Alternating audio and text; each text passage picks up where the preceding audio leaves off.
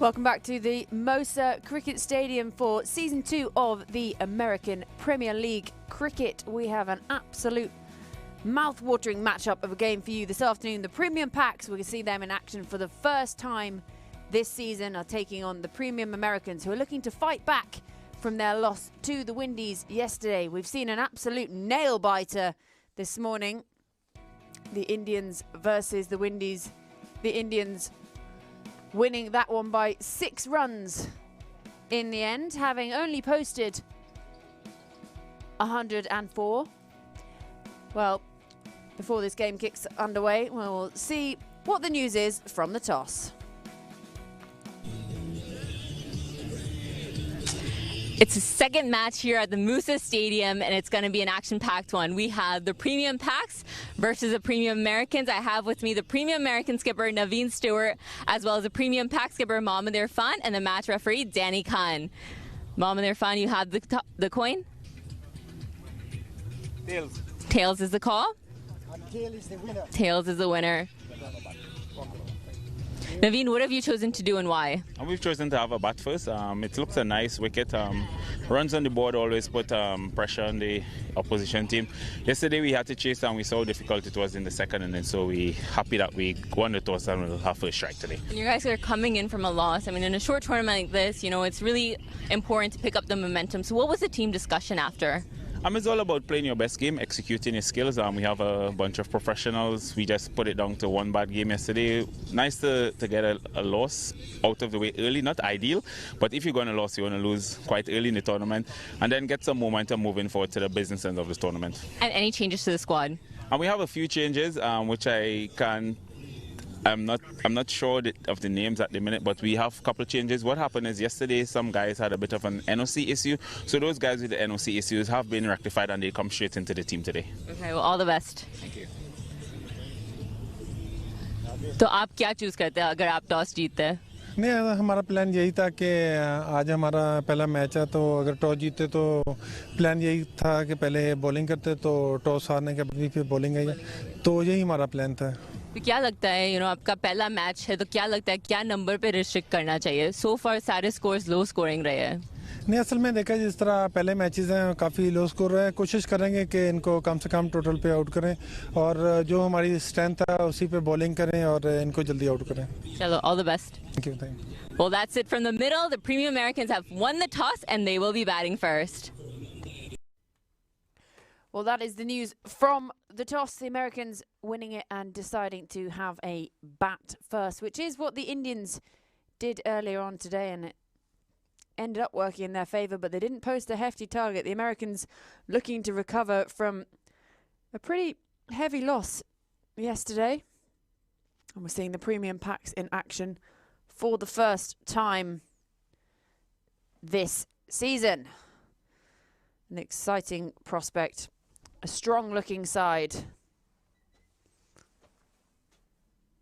And they'll be looking to try and do the same as the Windies did to the Indians with a low score earlier, but actually defend it this time because it was a really impressive fight back from the Indians in that second innings today to take that win and get their campaign up and running. Well, this is how the Americans line up today. Obviously, they are batting first.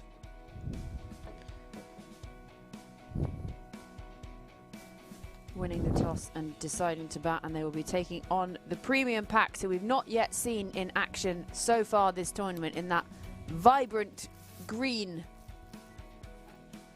in the middle. And it's myself, Georgie Heath. I'm delighted to say I have a victorious cricketer joining me alongside as Kieran Powell shuffles in, but I will allow him to eat some lunch at some point because some of us have been playing cricket, the others have just been talking about it. So welcome to you. Congrats on the win. Must feel pretty good. Yeah, pretty good to get off to a winning start. As I said about the Windies team yesterday, it would have been important for them as well, because in sort of tournament play you want to get as many points on the board as possible, and obviously being on commentary and being the in-tournament spy for my team, it sort of works out twofold, where we get to see or get to have information on other teams firsthand and understand how the pitch is playing, we knew that the pitch wasn't going to be one that allowed us to play freely or make it a high-scoring game, but we knew we stood a chance based on obviously the outfield being a bit damp and the pitch being a bit slow. So once we bowled at the wickets and created pressure, things would hopefully go away, which it did. And we're underway. Well, up and running with a boundary. Not a bad way to open your account if you're a premium American, decide to win the toss, decide to bat and kick it off with a 4. Beautiful start there. Having played today and knowing how difficult it is to score out there, freebies and opportunities to get going with full tosses are something that the Americans would relish. Yeah, and that's a much better line from Mohamed Irfan there. I did have a little chuckle when I saw my mate Roshni interviewing him at the toss, having to sort of hold the microphone above her head so that he could speak into it. It's not very often I feel towered over, but at 7'1", I think he towers over most people. And that's found the gap nicely. He's gone away for 4. Beautiful start here. Otley seems to be quite familiar with conditions here in Musa Stadium. 2 boundaries off the first 3 balls. Great start from the Americans. Obviously trying to boost that scoring rate inside the power play and get as much as you can before scoring sort of becomes difficult when the ball gets a bit older.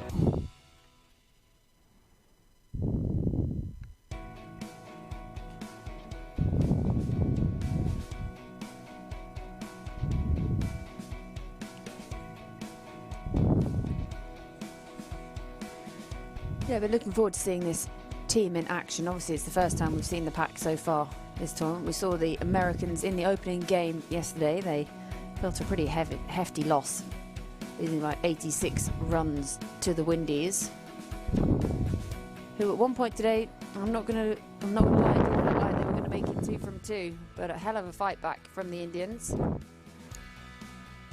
Depends on which vantage point you're looking at it from. You think that way. We never had any doubts. No, honestly speaking, we knew the pitch was difficult to score on, and it just, once we crossed that 100 mark barrier, we knew that we sort of had something to play with again. Yeah, there's something about that, isn't there? It's almost the mental factor of it. You know, you hit the triple figures and you think, yeah, we're on to something here. 100%, and I mean, in the end, it sort of played out to be true because we won not by many, but yes, we won by enough. That's a good diving stop. I mean, it is wide down the leg side. Good work by the keeper. Nice to see you've got a slip in. Aggressive from the off, the Paks with their field. Indeed, I'm not sure it's necessary, given, as I said, the lack of bounce and assistance on offer here at the moment. You may be able to plug another gap, but Mohamed Irfan is an extremely experienced cricketer. Someone at 7'1" that, whilst here in Texas, may draw some attention from a different sport, the NBA. You never know. 7'1", it's just unfathomable. That's full toss, just flicked away. I actually was in the room with all the kit yesterday, and someone handed me this pair of trousers, which sounds very strange. And I am 6 foot. I always think I'm quite tall, and I held them up, and I could have worn them as a jumpsuit, and they were Mohamed Irfan's playing trousers, and it must actually be such an effort. I think I've got long legs and big feet to find shoes and trousers, but 7'1" is astronomical. Yeah, get that man in the NBA.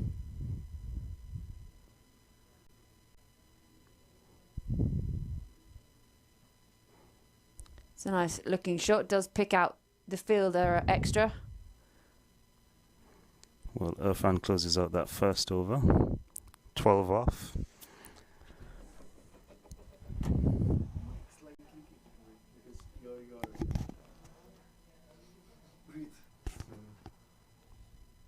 Yeah, expensive first over. 12 coming from it. See, the thing is, you talk about being the insider, the spy, but actually now you're the spy for me because you can tell me exactly how the pitch played because you've been a lot closer to it than I have today. It's pretty low and slow. It's pretty low and slow. So, I mean, teams would assess obviously based off of the first 2 games and realize that it's going to be a situation where you're going to have to score some ugly runs. You're going to have to spend some time accumulating rather than trying to power hit and force the issue there. It doesn't get any easier off of the spinners or the pacers. It doesn't really make a difference. So I think generally anyone that can get over the 120 mark, 130 mark is in a very good space. And it's just how teams go about trying to accumulate such a target. So pace from both ends. Umar Farouk taking the second over.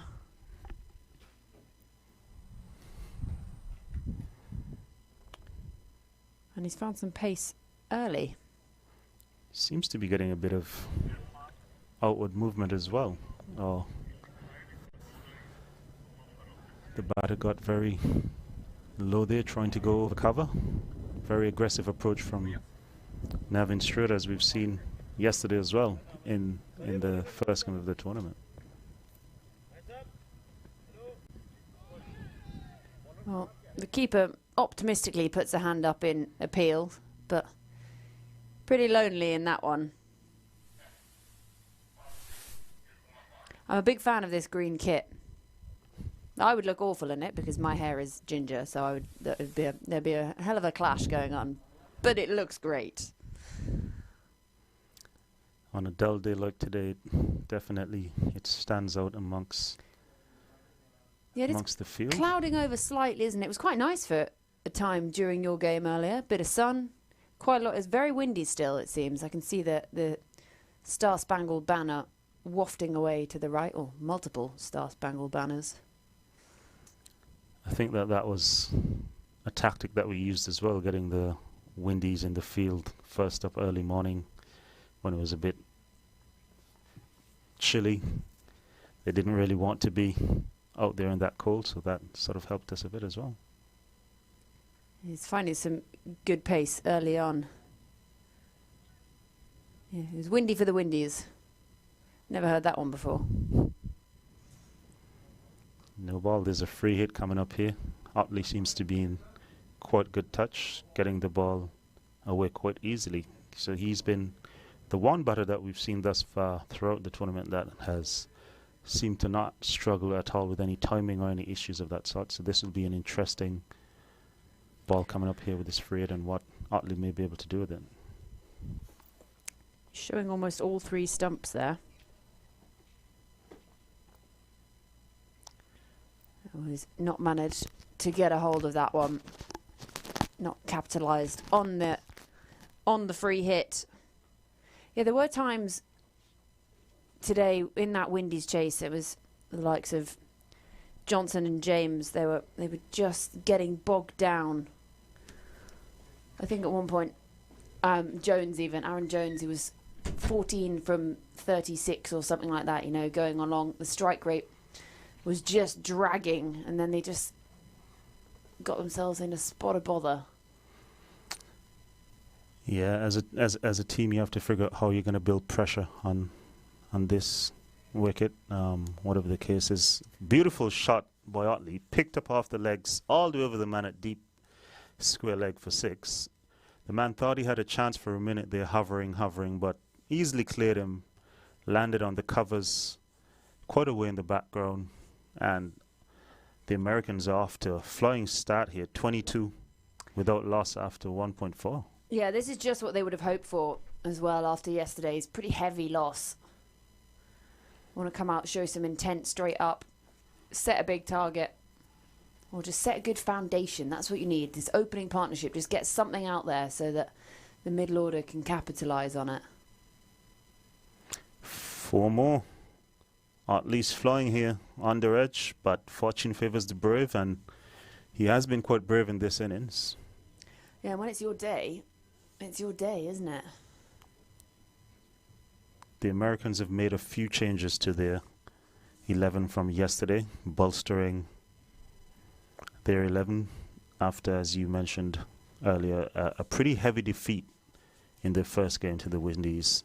So they'll have a lot to play for here. They want to rebound, they want to lift their net run rate, and they'll want to get some points on the table and start moving up the ladder as well.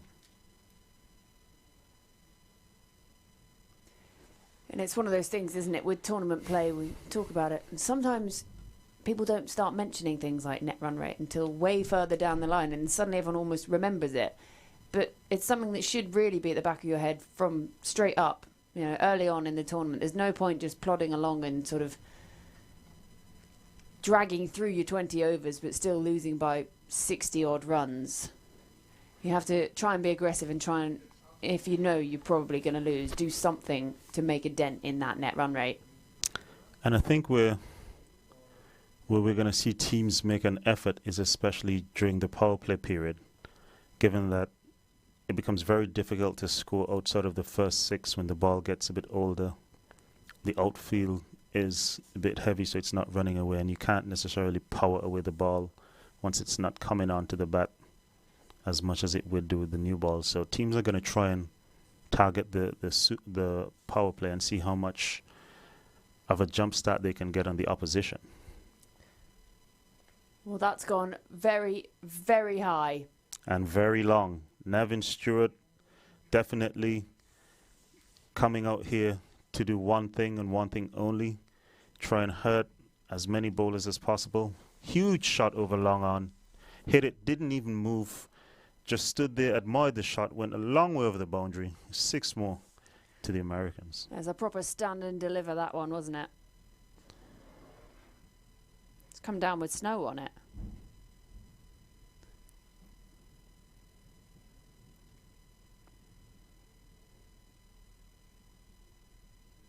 Good adjustment there from Irfan. Saw Stewart making room for himself. Went a bit wider.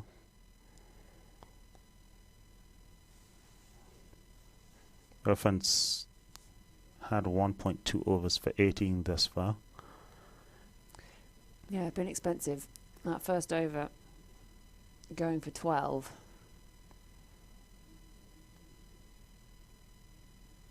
Stewart's under this one again, lifting it high over the mid-wicket fence. One bounce landed just inside, gone away for 4, but this is exactly what you'd want as the Americans team, attacking the trump card from Team Paks. Yeah, and he knew there was no one out there. There was never any danger of it being snaffled by a fielder out there. They have moved the man round into position there. They sort of, problem is ball following, you know. It's locking the door once the horse is bolted. And you don't want to, this early, be just adjusting fields, chasing the ball. Stewart has gone bang through mid-wicket again. I think he thought that the outfield was a lot quicker than it is. He did find the gap, but the man that they've just shifted from deep square leg to deep mid-wicket was able to get around, slowed and pulled it back in and restricted them to 1. So good work there from the man at deep mid-wicket. Saved this team 3 runs. Yeah, what's the outfield playing like? It was pretty slow yesterday. It looked fairly slow again today. Yeah, it's pretty heavy. It's pretty damp. Obviously, there's lots of heavy morning dew that today hasn't dissipated yet because there hasn't been much sun about. It's pretty overcast, so you're going to have to work very hard for your runs here. Or you go aerial, and then you don't have to worry about it. And that's something that Navin Stewart has shown a propensity to do, or to want to do.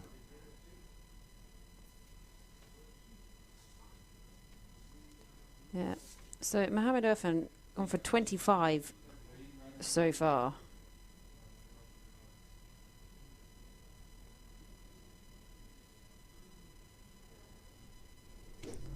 And that'll close out his second over. 3 gone. Americans 40 without loss. Very impressive start here from the Americans today. Yesterday being bowled out for 70. So different day, different approach, different results, and they'd be quite happy with this start thus far, but obviously wanting to take it a lot deeper and a lot further than this. Yeah, I'm impressed actually with how they've turned it around, come back. It's only a day later, but they've obviously gone away and looked at what they needed to work on, had a good team chat, and said, look, you know, we've actually got some pretty good batters in here. You just got to go and play your game, how you want to play it, take on the bowlers early. And this is the result so far, 40 after 3. Beautiful shot here by Kean Otley. Slowing up in the outfield, stops just inside the boundary, so the batter thought it was going to run away, didn't move initially, but they've managed to cross for 2. Dissected the field beautifully right in the middle of the gap, and the score moves on by 2 to 42. Yeah, it was a lovely looking shot, wasn't it? I was convinced that I had 4 written all over it from the minute it came off the bat. Otley looks in really good touch here. Seems to be a huge difference maker for the Americans between yesterday's game and today.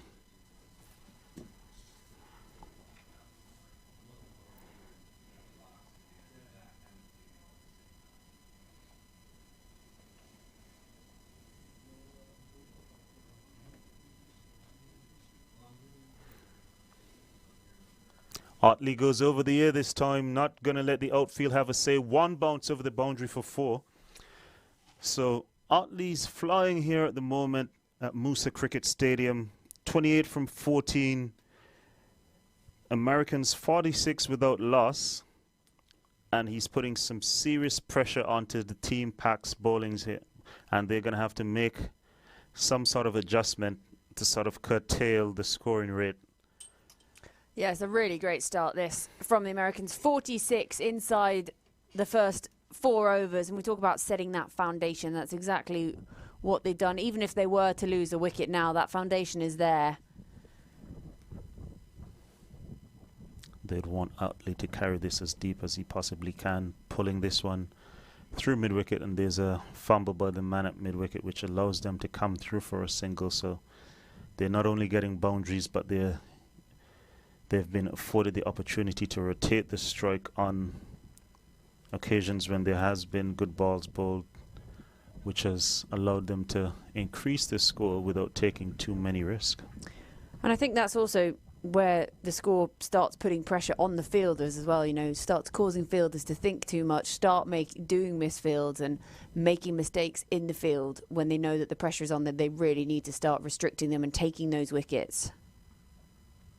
Stewart goes, he's bowled. Paks have got their first wicket, and it's exactly what they'd be looking for here after the start that the Americans have had. Adjustment has been made in terms of line there that is visible. You can see that he's gone a lot straighter on this occasion. A few times that they've erred giving width, they've been punished. And now he's gone wicket to wicket. Stewart misses, and that affords them the opportunity to have their first breakthrough. Stewart goes bowled. Umar scores 47 for 1. Yeah, I mean, it was probably Otley would have been the wicket they would have liked to pick up, but breaking that partnership was the important thing for Team Pak. And that brings guard Erasmus, the Safa, to the middle. 47 for 1 inside 4 overs.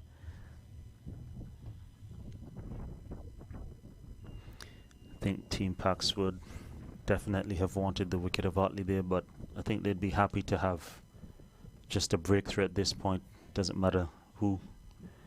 So they'd be happy to be seeing the back of Stewart, who could be a dangerous hitter as well.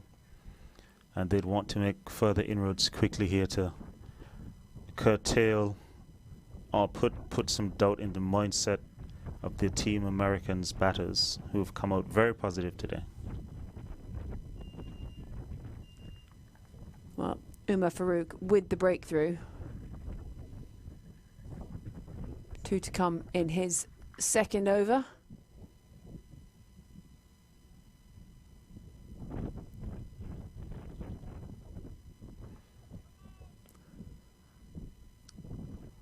And that is signalled no ball.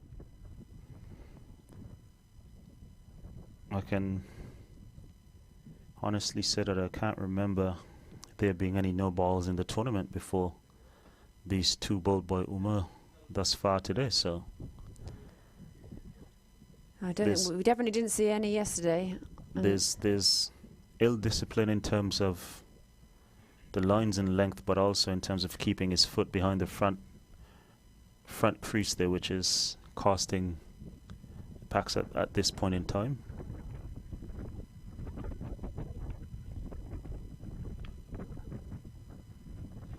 That was hit beautifully out the middle, but straight to the man at mid-off, so he's only able to get one run from that free hit.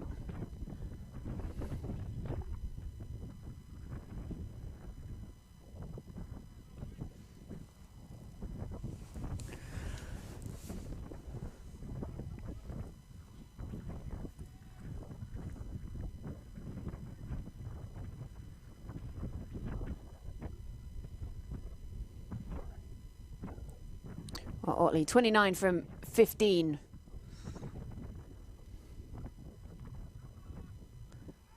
And that's another no ball. And this is when, as a bowler, it really starts getting in your head. You know, people don't necessarily bowl that much or watch that much cricket. They'll then go, oh, you know, why doesn't he just adjust his line up, his run up? Put it a foot back, but that's not how it works. It's about having the right rhythm. You can't just go, I'll just move my mark back a foot and then I'm fine and I won't step over. So you just have to not let this get in your head. You've got to trust the process of what you do so often. Think how many you bowl that aren't no balls, and 3 already today is something that could well start playing on his mind.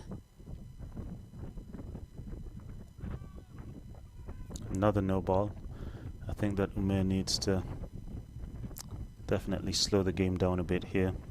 I fear the senior players need to get around him and just help him to calm down. He seems to be wanting to put in a bit of extra effort, probably striving for some extra pace, but it's costing him and the team, overstriding on a few occasions now and giving the batting team extra runs, extra balls.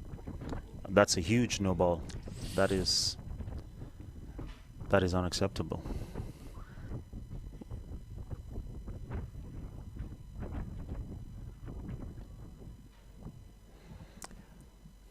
That's a lovely looking shot.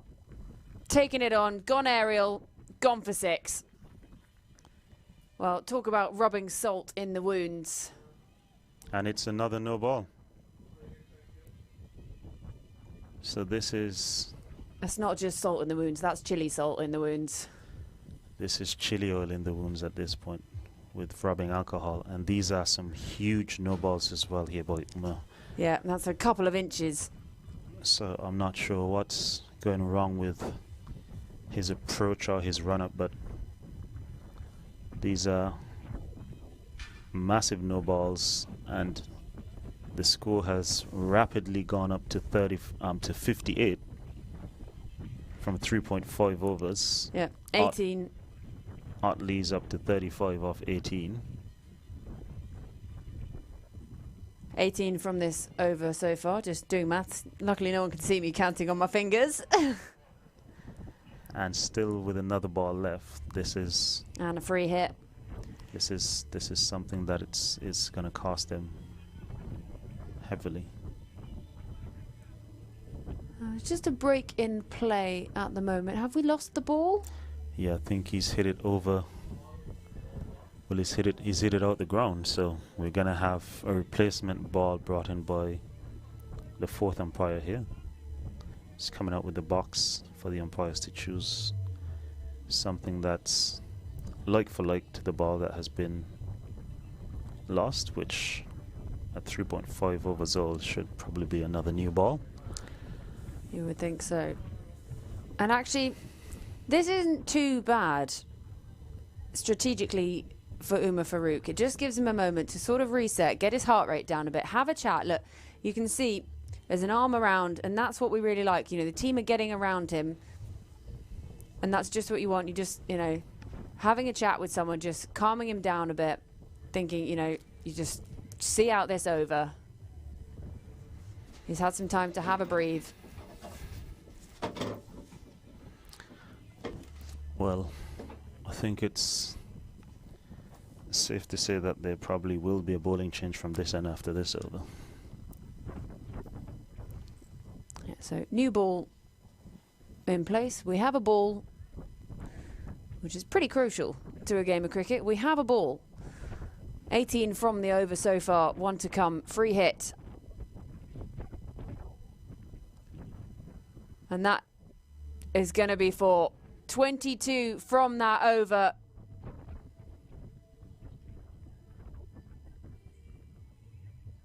The end of 4, Premium Americans 62 for 1. Winning the toss and choosing to bat. This is something they could only have dreamed of.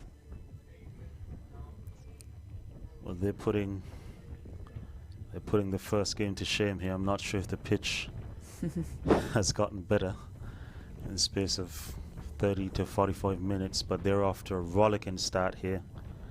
62 off of 4 overs is something that we would have dreamt of in the first game either side. But the intent and the approach shown, especially by Keon Otley, has been absolutely amazing. His introduction to the starting 11 for the Premium Americans, having missed yesterday's game, has provided huge impact, and that's what you want to see here. Yeah, well, bowling change here. Nakash Ali on to bowl. The left-hand pacer. And he starts with a dot. And Gerard Erasmus just indicating to his partner why he struggled with that one.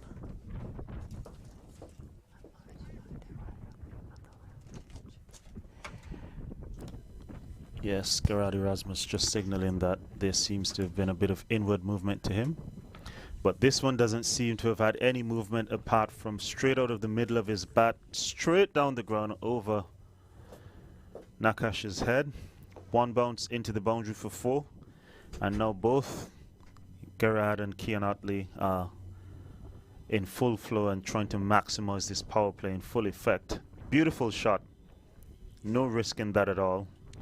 And the score moves on to 66. Textbook that, isn't it? Stand and deliver. It's the kind of shot that is a photographer's dream, that follow through. And I can see the photographer out snapping as I speak. So Erasmus, 5 from 4 for him. Beautiful shot again from Erasmus. A bit of width and off at this time when he goes through cover point region. Different shot, same result, 4 more. Premium Americans motoring along here. Changing bowler, same result. Yeah, and hit with enough oomph that completely counteracted the slow outfield out there. Race to the boundary. Fielders in pursuit, 2 of them couldn't cut it off. 70 for 1. Only 4.5 overs gone. I'm surprised that we haven't seen any spin being introduced into the attack, given that the seamers have struggled here today for Premium Paks thus far. Just a change of pace. That should bring about a change of play, hopefully. Yeah, and but we saw the impact of the spinners in the game earlier on today. Spin for the win. So I feel that will probably be running through the head of the captain at the moment. Got to make some kind of change. And these two just using the pace, taking it on, and making the most of it. well, we have Otley back on strike, the man that is striking over 200.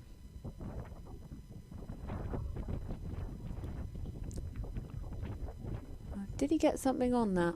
No, signalled wide by the umpire, wide down the leg side.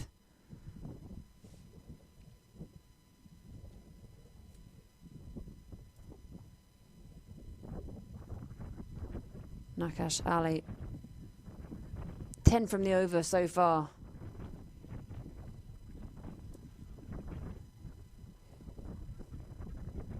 with 2 balls left.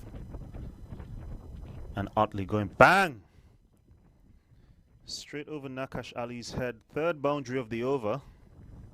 Otley's looking at his bat, doesn't seem to be too happy. Probably didn't quite middle it the way he wanted or had the end result that he would have hoped for. But nonetheless, 4 more to Otley, 4 more to Premium Americans. With bat sort of turned in his hand, but it's a sign of someone in form, seeing it well, that you can hit a shot like that and actually be disappointed with it.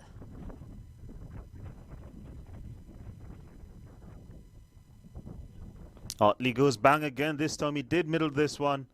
He's not too worried. The man at long on tried to run her on, wasn't able to get there in time. 4 more to Otley, who goes on to 47 off 21.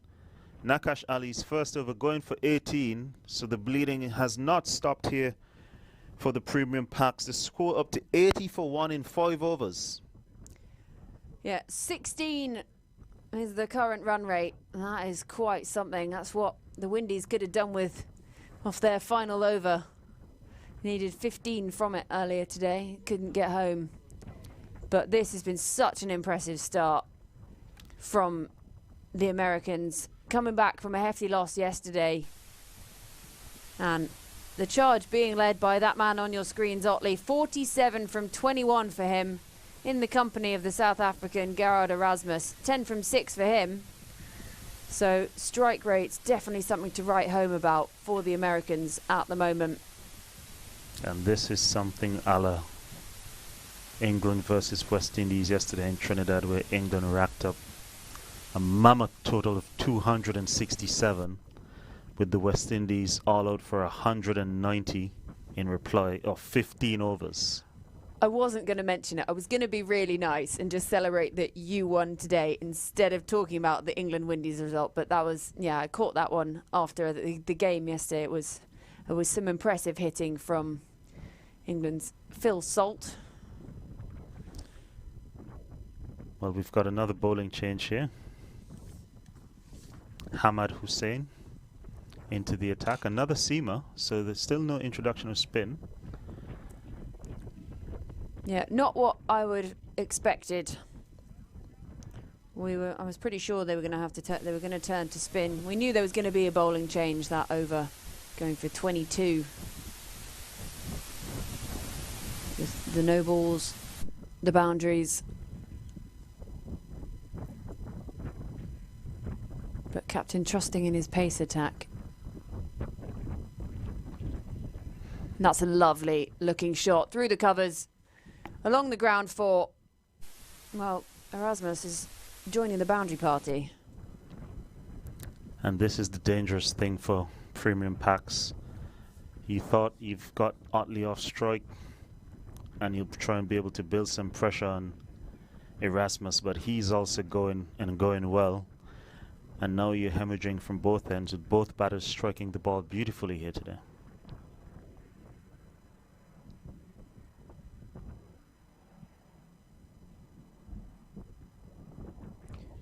Erasmus goes bang again through cover this time. Back-to-back boundaries.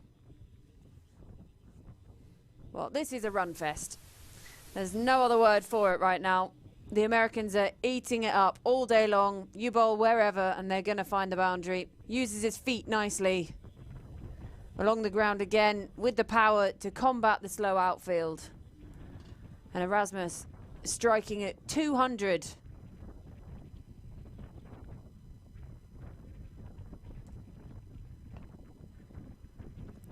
That's good recovery from the bowler.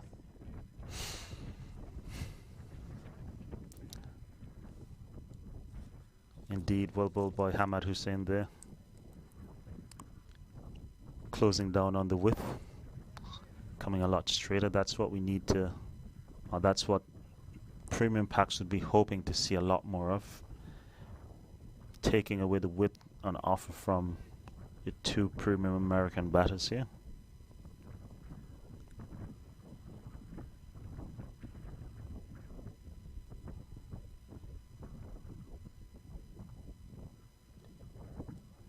Yeah, tight again. He's just squeezed on him a little bit there, and Otley rehearses the shot with his hand. Well, he's 47 from 22, looking to that half century. We've only seen one so far in the tournament, that yesterday in that Windies game. Finley racking up a 68.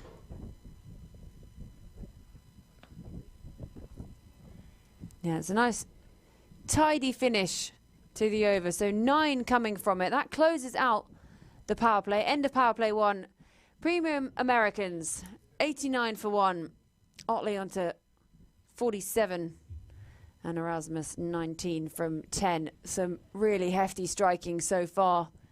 The beginning of this game, complete contrast to the game we saw this morning. Completely different pitch that seems to be on offer here. Premium Americans, I wonder what was said in their team meeting yesterday. Having been bowled out for 70 and now up to 89 for 1 inside at the end of the power play. Amazing response from them thus far. Now it will be interesting to see how they play with the fielding restrictions lifted. Yeah, they're going to want to continue this momentum, keep being aggressive, look to go big. You know, they've got to try and do something to counterbalance their net run rate yesterday, which was a hefty, hefty loss. Thinking about that as you go into the tournament. Obviously, this is the Paks' first game. So now they need to start doing a bit of damage control.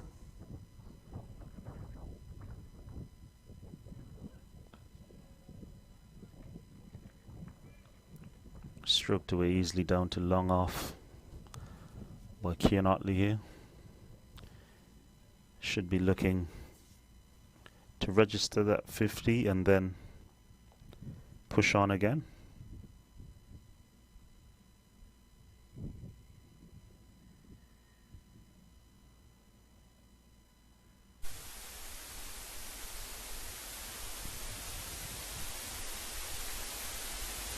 Erasmus sends him back.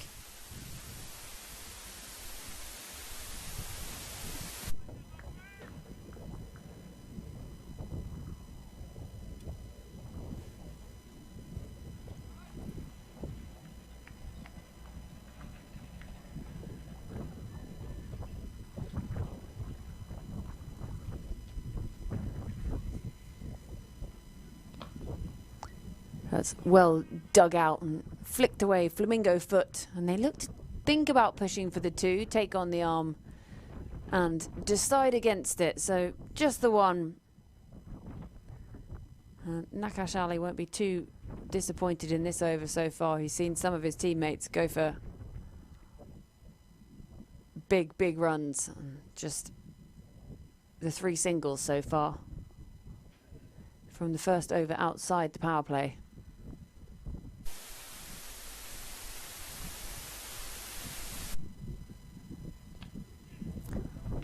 Pushed away to the man at deep mid wicket. Otley thinking about a second there, but decides against it at the last minute, which is probably the safer option there. Well, he moves on to 49 from just 25 deliveries, Otley. So perhaps was thinking if I can scamper back, get myself to that 50. Plenty of time in the game for that.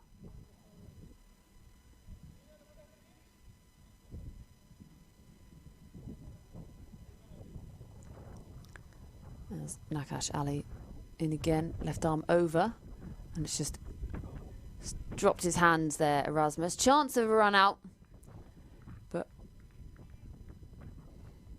good running in the end.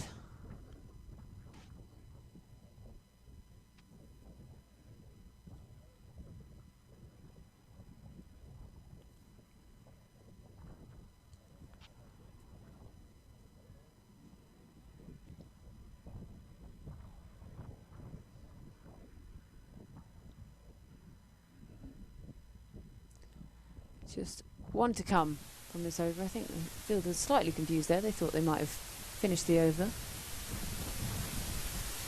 All back in position. Shorter, he looks to club it away, and it's missed everything, missed everyone, past the wicket keeper, and it's gone to the boundary. He's unlucky. I think he might have got something on that. It's signalled, no, signalled byes by the umpire. So 4 byes to close out a pretty tidy over otherwise. End of 7, Americans 98 for 1. Well, this is a dream start here from Premium Americans. Premium Paks again making another bowling change. No, it actually looks like Hamad Hussain will continue from this end.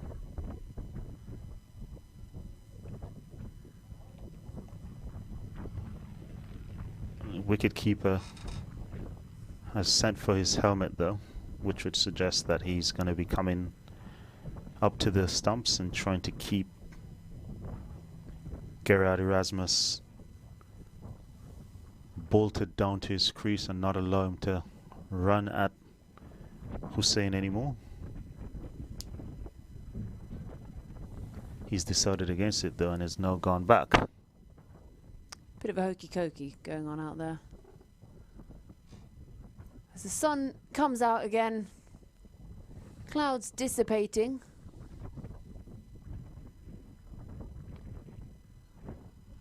That's full and dug out by Erasmus. He sort of just walks the run.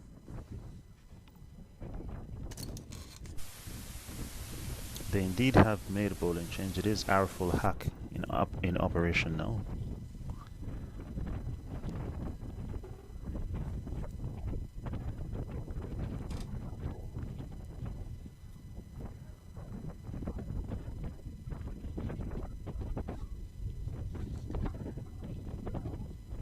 Otley on strike on 49.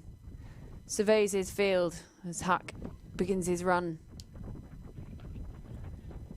Well, he's given it the full heave-ho, and that will be his 50. It plugs, it doesn't reach the boundary, but they come back for 2. And Otley, it's been a batting masterclass so far. He moves on to 51 from just 27 deliveries. I'm not sure he's realised because he's not celebrated. But maybe he's just too focused on the game. I'm not sure his teammates have realised as well.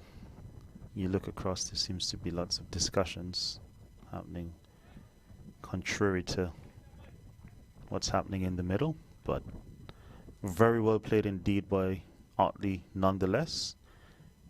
He's taken the score across the 100-run mark inside the first 8 overs of this game and has set a beautiful platform for the Premium Americans here.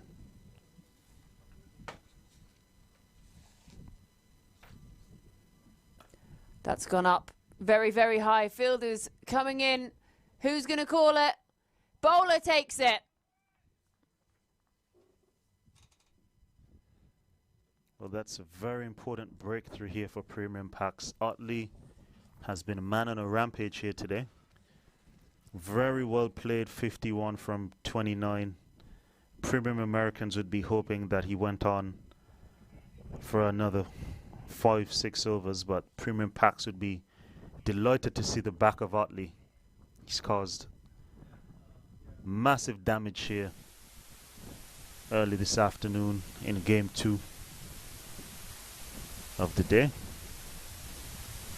And he didn't even get a chance to celebrate his 50. But really impressive performance from him today.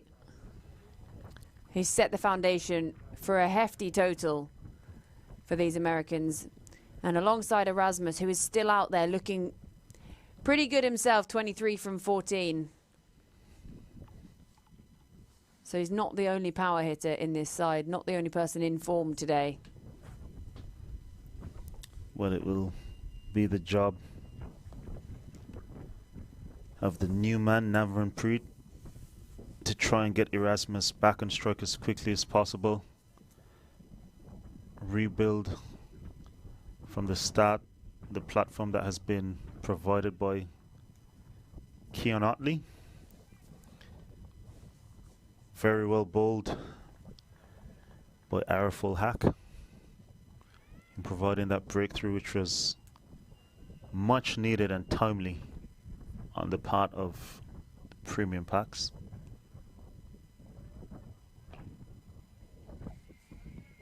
And that's just what you need to back it up as well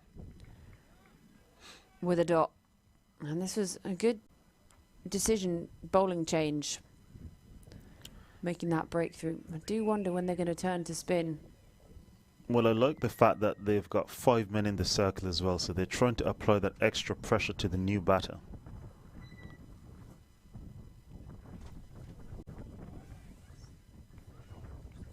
Well, that's not going to help. Their extras column isn't in the best of shapes. Well, the current run rate is at 13.02. Only 13.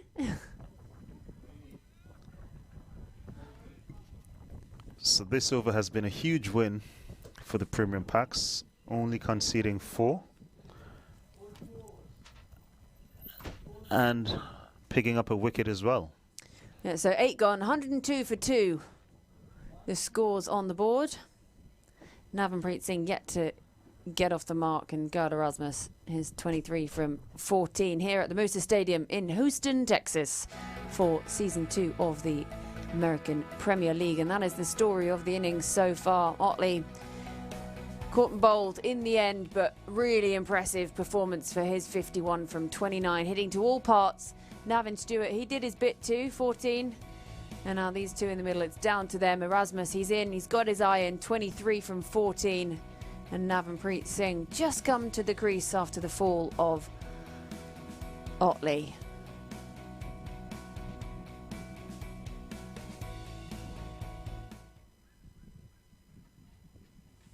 Well, we're going to see the introduction of spin into the attack for the first time today from premium Paks.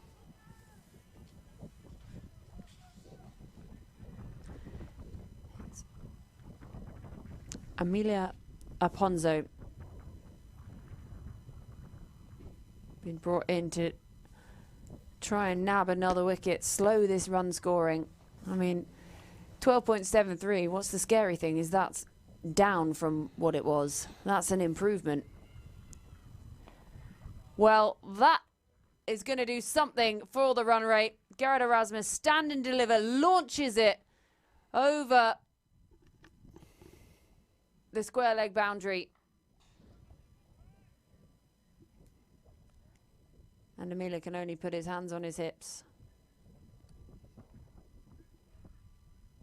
Well, it definitely looks as though the pitch has settled in the afternoon here. It's playing a lot better, and that's something for teams to also take note of. Understanding when you're playing and how the pitch responds at certain times of day. So this is all valuable information being fed back to the players, as this is the first afternoon match of the tournament thus far.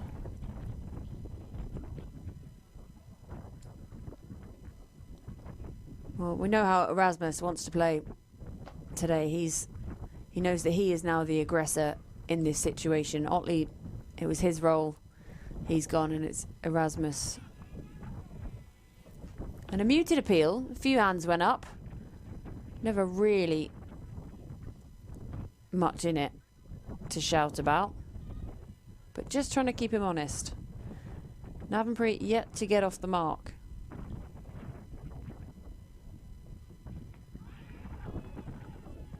And again, talking to the umpire.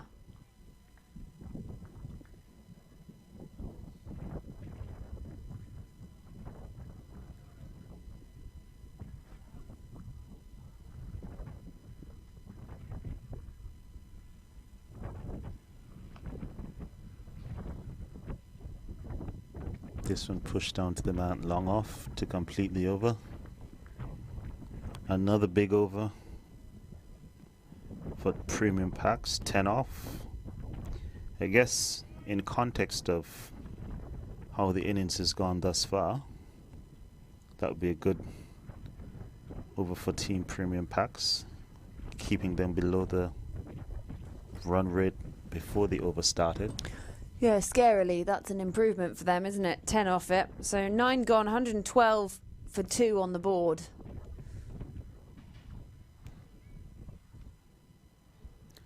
Another bowling change again. It looks like we're going to have some more spin.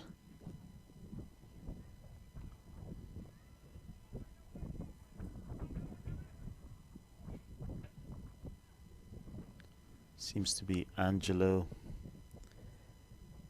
Pereira here from this end.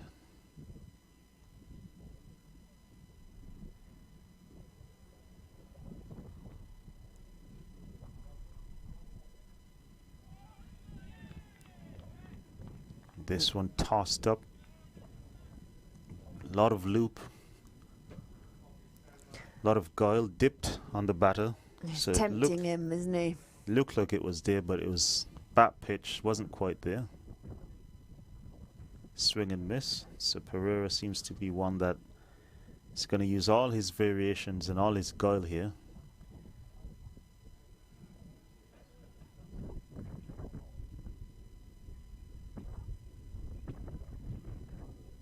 See, I think sports shoes should all just be Velcro, and then we wouldn't have to waste time tying laces. Bring back the Velcro trainer. Not sure I'm a fan of that shot.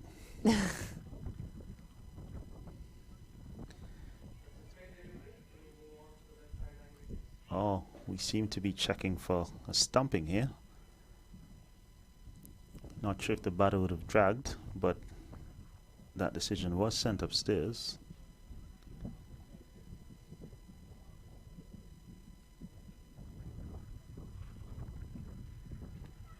Doesn't seem to be much in it. Quick work behind the stumps, though. Very quick good hands.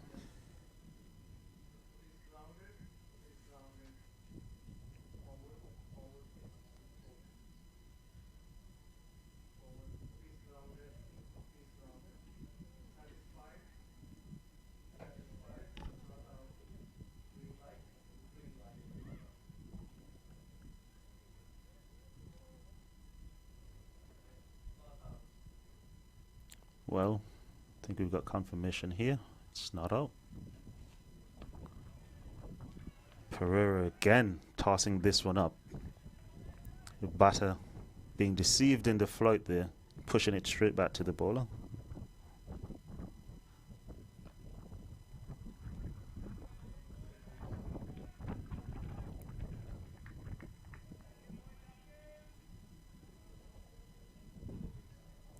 No, they're just slowing it down a little bit after that sort of chaos and explosion of the start. The premium Paks bowlers are just managing to put a almost lid on these two. They haven't been able to get it away, bringing that run rate down to 11.79. And it's important from premium Paks vantage point that they continue to build some pressure here. More dots that they're able to string together, restricting these two batters from scoring.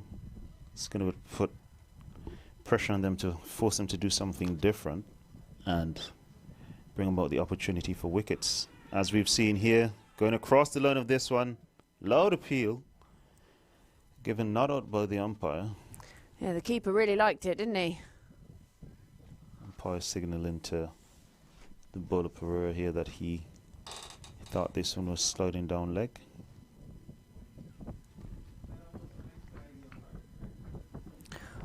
Well, 10 overs gone.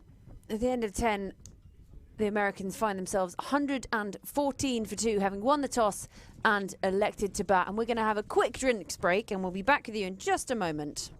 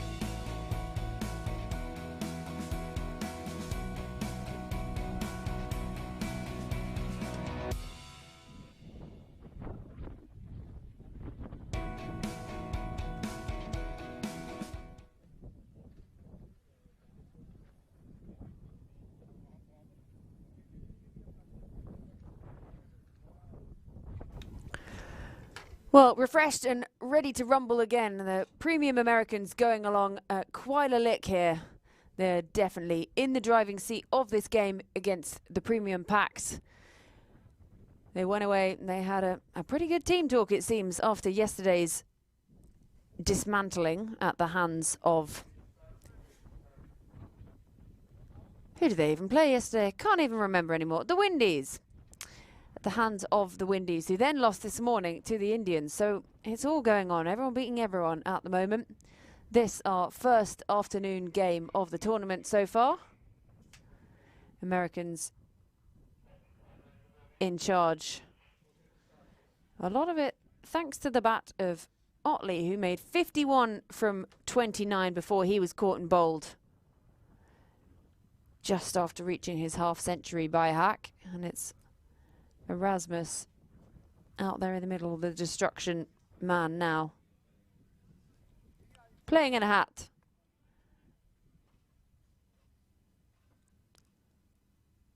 We've seen some expensive overs, an over of 22. We've seen a lost ball. We've seen some really big hitting. And we've only had 10 overs of this game so far.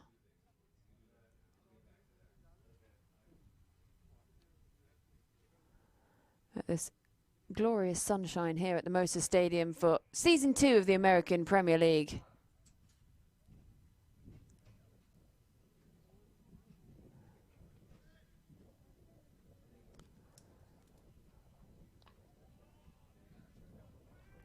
And they'll just come through for the one there. Slowed that rate down a little bit, at 1 point up at 18 almost, when Otley and Erasmus were firing. And that's darted in. So score goes on to 116 for 2. Yesterday we saw the Windies make 156 in their first innings. Well, if these Americans carry on in the same way they have done so far, they're going to absolutely trounce that score.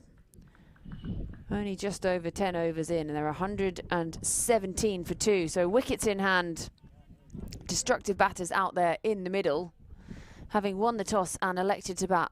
Captain will feel pretty vindicated in his decision to have a bat, as Navanpreet looks to hoik that into the leg side, and they just scamper through for the one.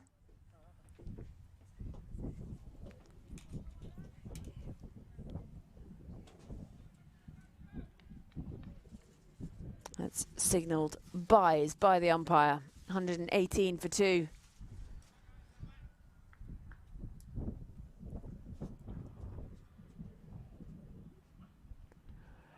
He's bowled him. Well, that is the end of Erasmus. He looks to go big, tries to hoik it over mid-wicket. And it's just one shot too many for the South African. He has to go bowled for 35 from just 21 deliveries. This is just what the Paks would have been looking for when they came back after drinks. They'll have had a few stern words. They needed to get back in this game. And he's played all around it, down on one knee. He knew, he made the face. He rehearses the shot, but no point doing that when your bails are already gone. And he goes for 35. So Premium Americans, 118 for 3. This is why I was surprised that spin wasn't introduced into the attack for the Premium Paks early in the game.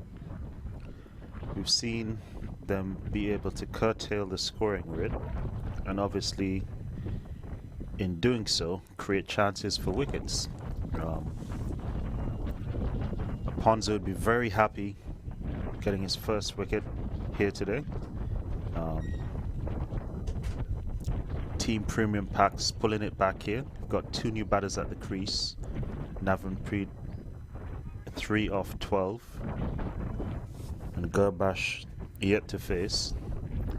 So they'd be hoping for this to continue throughout the rest of the innings, as Premium Americans will have a lot of rebuilding to do. But having said that, Aponzo struck again. He's now on a hat-trick. Back-to-back wickets to close out the over. 114 for 2. For 4. 118 for 4. I'm all over the place. We'll let you off. You've already won a game today. This is just what they would have needed after that drinks break. They will have had words there saying we're letting them get ahead of us here. And they've just slowed that momentum, and these quick wickets are just what the Paks needed if they were going to try and keep a lid on this scoring rate. Just trapped him in front. And it was a very slow finger to go up, but he never looked... Well, he never got a chance. 2 in 2. And so Navanpreet's still out in the middle there. But the introduction of spin has done just what we thought it might, and it's made the difference. It's picked up the wickets, and it's slowing that run scoring. And the Americans, at one point, looked like they could have been on for a 200. But they're just being pegged back here. Quick wickets can change any game. This is T20 cricket, and that's the excitement of it. Anything can happen. So 2 in 2. So when he comes back on to bowl, he's going to be on a hat-trick. And in the meantime, his partner and on the other end, Angela Pereira, will look to continue to try and stymie the Americans' batters here. Continue to cut the run rate down as much as possible and restrict scoring.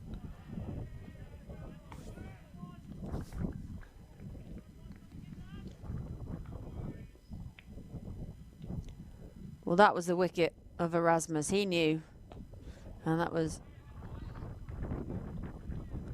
a big one for the premium Paks, because we know how destructive he can be. We've already seen a few big ones from him today, but he's back in the dugout now.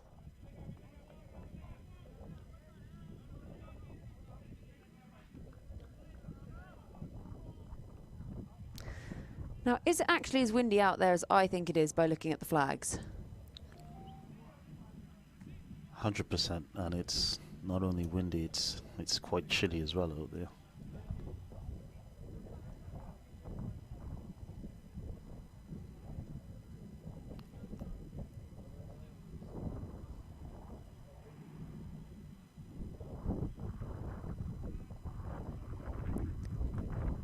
So left armour to left-hander.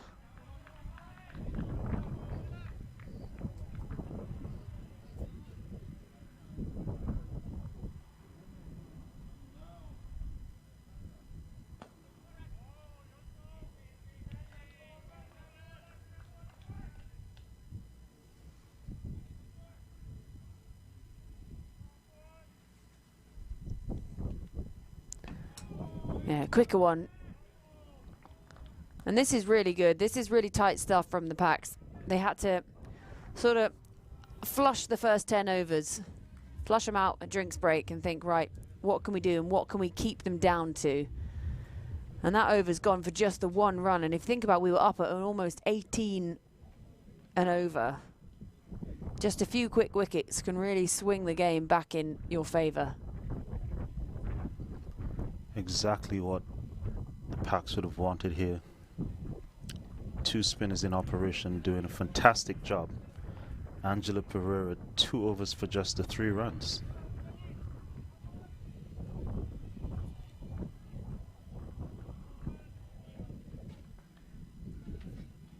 Yep, no surprise. There hasn't been a change of bowling.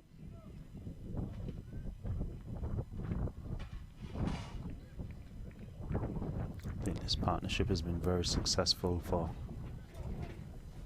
Team Paks, and they're going to try and see them through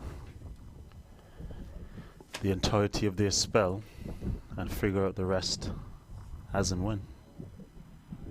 Yeah, Emilio Ponzo making the difference. Those 2 and 2 balls. Didn't quite get the hat-trick. That was the hat-trick ball.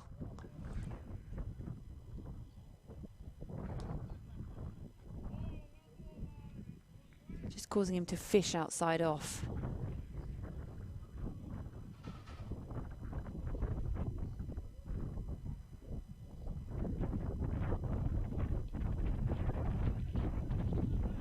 Some confusion there between the batters. Should I come, should I go? In the end, they decided against it.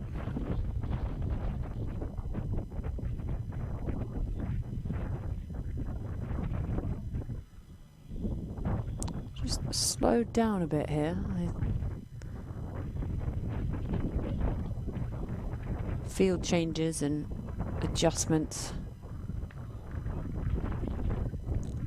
It's one of those things they've got to start, you have to think about later on down the line. You don't want to get behind the over rate. We saw it earlier, had to bring fielders in.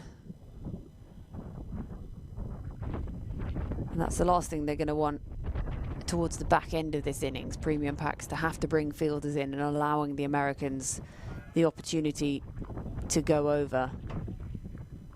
Having said that,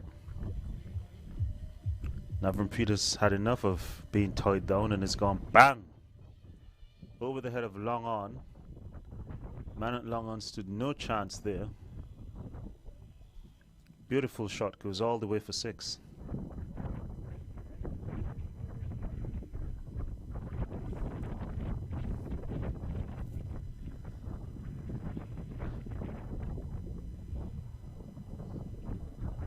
Well, he'll feel he should be the aggressor at this point, Navin. He's been in there the longest, 11 from 17 for him now.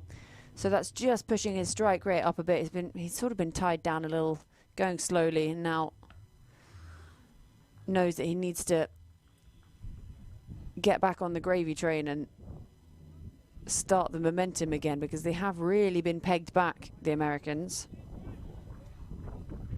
13 overs gone, 128 for 4.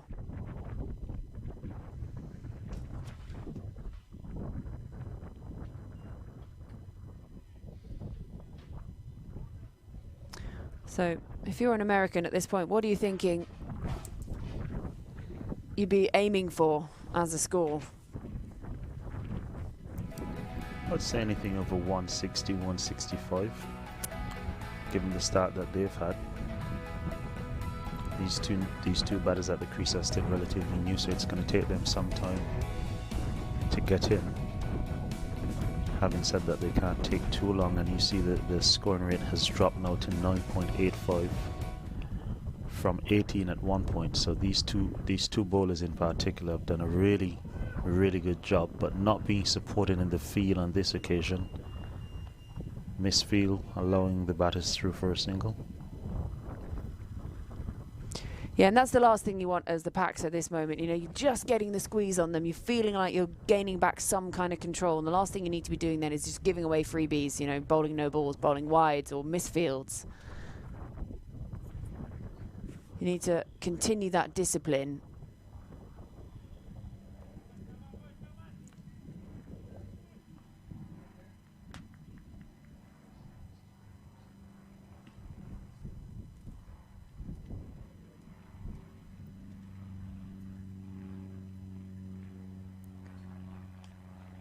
Well, this one is one of the rare occasions that Pereira has pushed through the ball, adding some variety there, and then going a bit fuller on this occasion, which is stroked down to the man at long off for 1.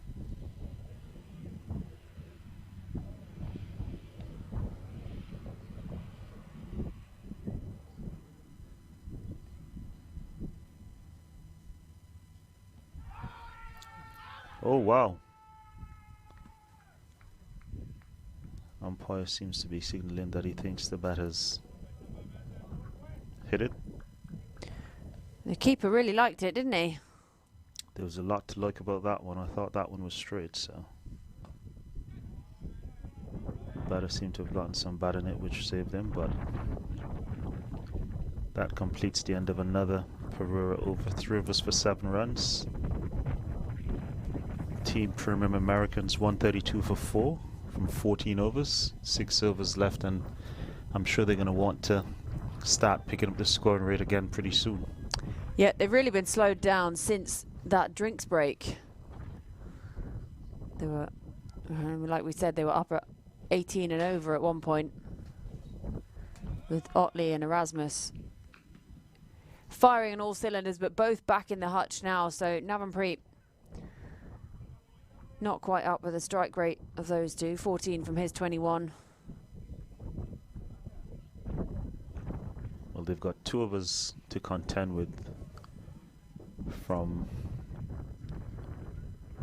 Ponzo and Pereira, and after that I reckon it might be 4 overs of seam to close out, which they'll be happy to target given how the game had started.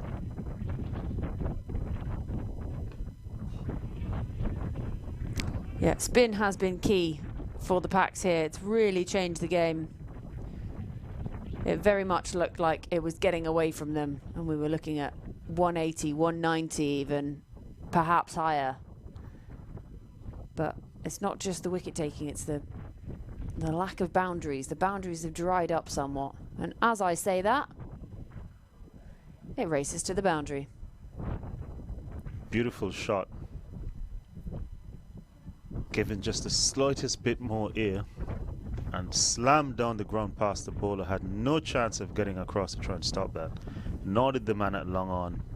Tried his utmost best sprinting around, but stood no chance of cutting that off.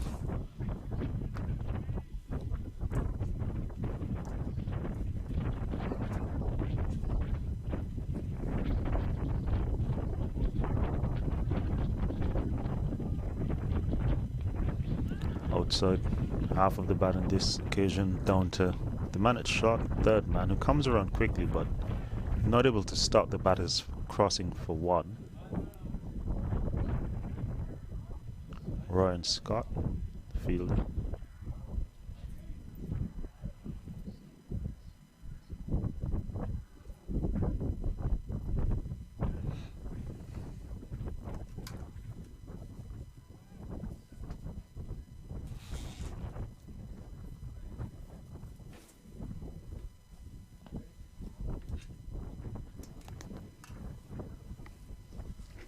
Another single down to long on this time. This has been a good over so far.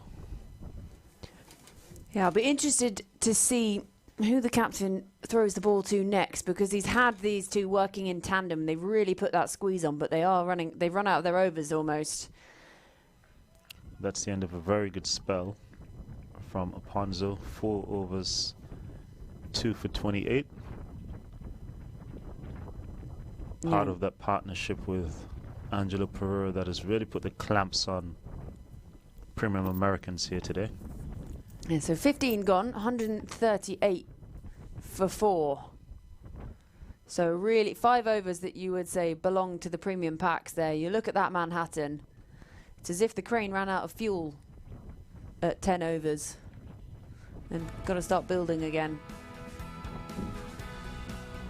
This is, if you're in an ICU ward, is not what you want to see. Sort of how things have flatlined here for a bit, but Premium Americans still can do something about this with 6 wickets left and 5 overs to accelerate here now. It'll be interesting to see if they try and play out Pereira's last over and attack the last 4 overs, or if they try and go after Angelo Pereira here as well. Well, they do still have wickets in hand and 5 overs remaining. But Pereira is not giving them anything. Navanpreet feels like he's missed out there. He swings his arm in frustration.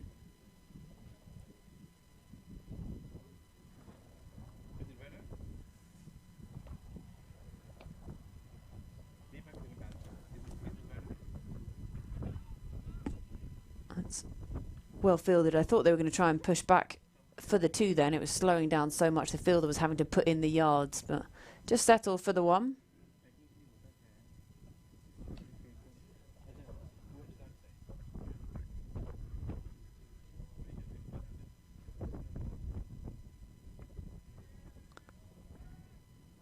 It's nicely worked. And they're going to have to be quick if they want to get back for 2. Easy as you like. Don't know why I was ever in doubt. The man at deep backward square did get around quickly, but batters had more than enough time to still manage to cross for 2, so the score ticks along.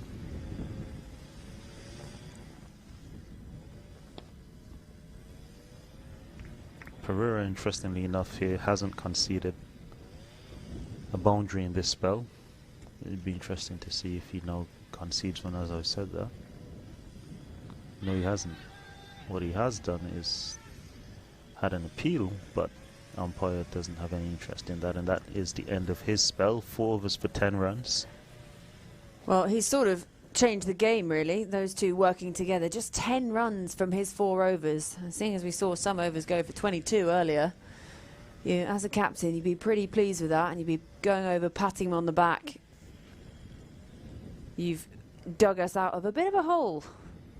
And I think this is where Premium Paks would be hoping or wondering where they could find another spinner from to give them another 2 or 3 overs throughout the rest of this innings, as the spinners have really played a huge part of curtailing the scoring rate. I mean, Team Premium Americans brought up their 100 quite early, before 10 over mark, and so the last 8 overs have only managed to produce a further 40 runs, which is very, very impressive. Yeah, well, they've turned back to the pacer, Umar Farouk, who was struggling earlier. We saw those no balls. We saw that really big over. Lost a ball, 22 coming from it. Well, he's had a change of ends, hoping for a change of fortune here.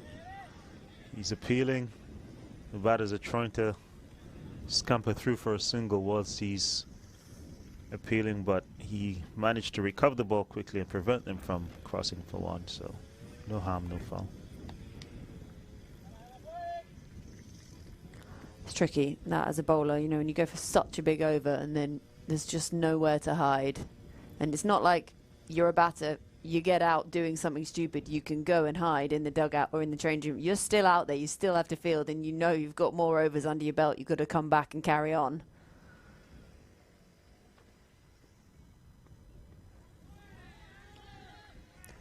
But this is a good comeback from the pacer. Good start so far. Interesting choice of shots or shot options selected there by Navran Pete, the batter.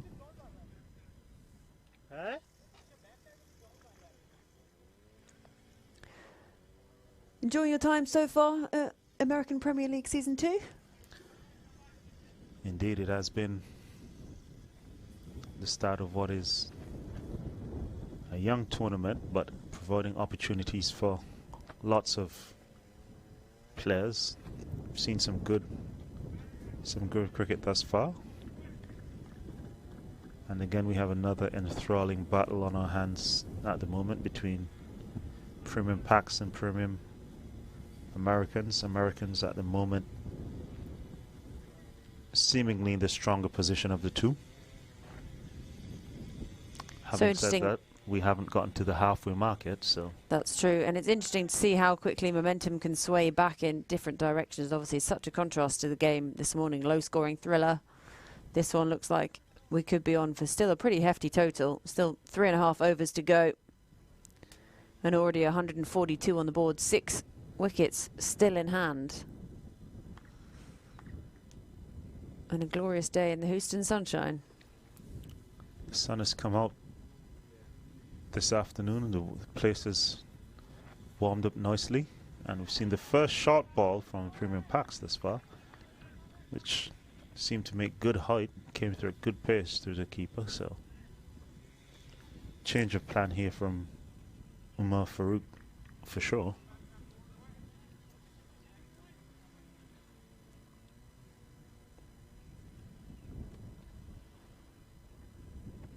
Yeah, this is a really good comeback from him.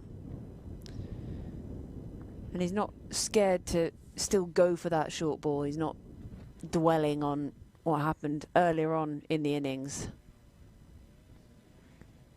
And again with the short ball. Well, look, this change of tactic. Yeah, umpire telling him that's your one for the over. Well, look, this change of tactic for sure. Earlier he was pitching it up and Otley was hitting it all over Musa Stadium. And I had mentioned that they probably should try and slow the game down, take a bit longer to get through the overs.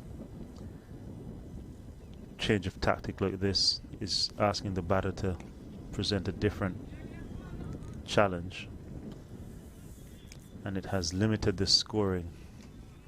Yeah, well, they've done well to scamper through there, actually. Put the pressure on the fielder, who then did misfield, so it was an easy run in the end. But just 2 coming from that third over from Umar Farouk. So 17 gone.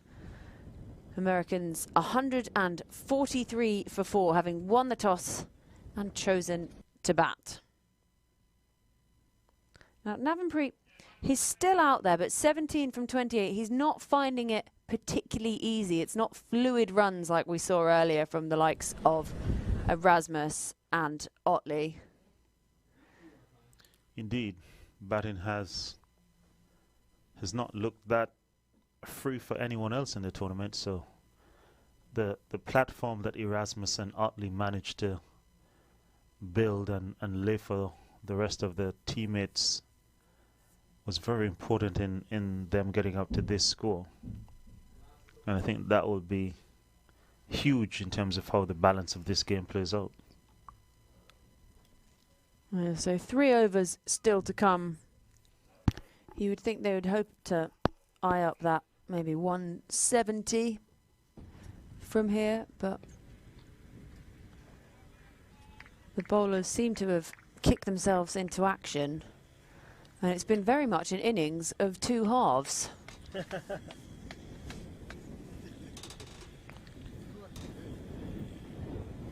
Indeed, these 2 batters striking comfortably at less than a run a ball, so that would be something that the premium Paks would have talked about in their halfway stage discussion, and have come out and executed it beautifully thus far in the second half. Having said that, Araful has now bowled a no ball, and it seems to be this end that's the problem end for premium Paks in terms of delivering those no balls. So we're going to have another free hit here.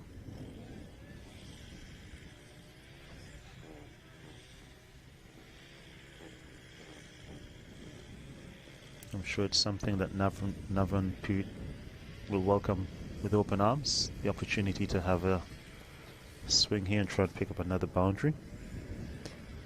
That's just what he would be hoping for at this point. It sort of gives him a chance to free up his arms and try and find a bit of momentum, although not capitalised on it. 18 from 29 for him. Well, it took 29 balls for Otley to make 51. Tale of 2 halves. Indeed.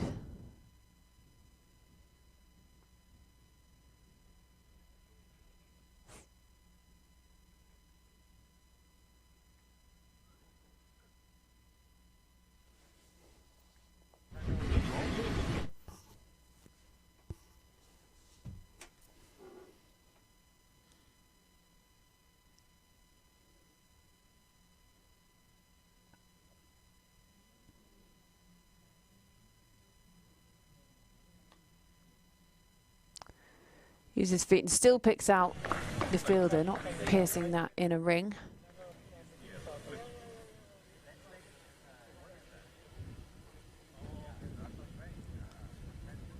See the drone getting a close-up of all 7'1" of Mohammed Arfan.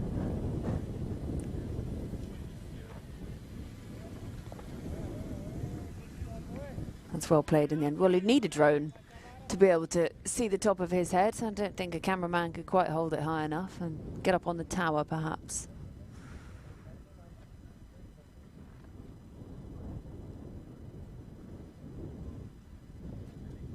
I need to ask him where he goes shopping and is it a struggle. He probably gets asked that a lot, so he probably could find me quite annoying.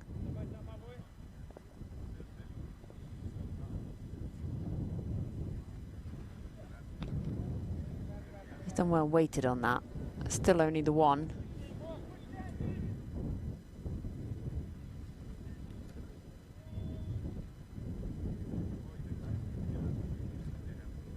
Well, 18 overs gone. Americans trudging a little bit at the moment. 148 for 4. I mean, it's a fair enough total, but when you look at the ridiculous pace they came flying out the traps earlier, they probably would have expected to have posted more with 2 overs still to go. They've still got a chance to get up to that 160 mark. Rate down to 8.22 now. 2 set batters at the crease, however, going into these last 2 overs.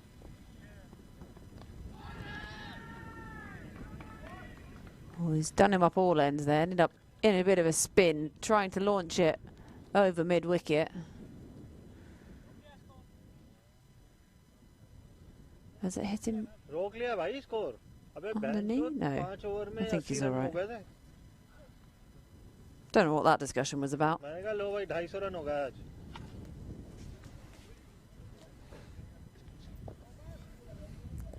So Umar Farooq with his final over, trusted to bowl the crucial penultimate over, the 19th over.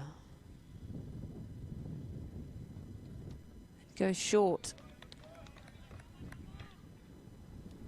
Well, his has been a tale of 2 halves as well. His first 2 overs, complete contrast to these so far.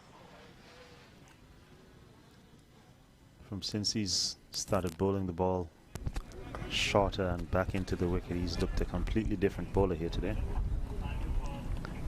Change of ends, no doubt, would have boosted his confidence, getting away from the end that Otley would have done some serious damage to him initially.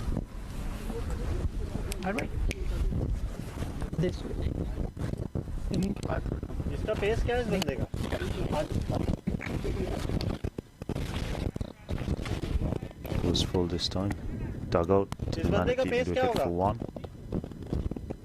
But what's important here is that premium packs are not giving away any boundaries. Singles won't hurt you, and they are managing to have some dot balls in between. So the good thing for them is that they're not giving away any boundaries and allowing the score to increase exponentially.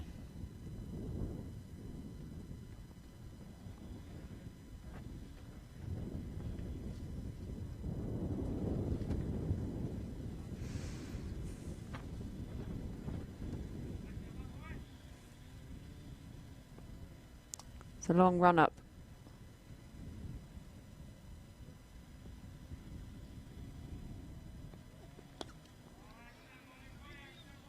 Well, it's going to have to be quick. Get back. He would have been gone. Can't believe it, the Paks.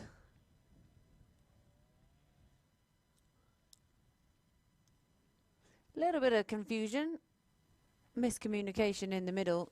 Trying to just scamper through, get them up to that 150.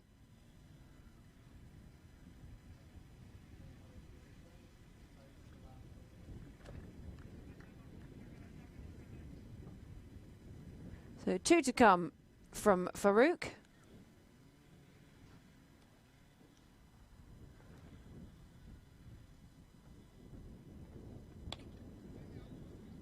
Another dot. So it has indeed been an interesting day for Farooq.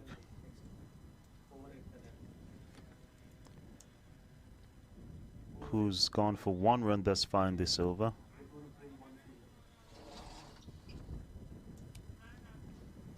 Really good comeback from him thus far. The last 2 overs of his spell. He'll be trying to close it out here with a dot or a single.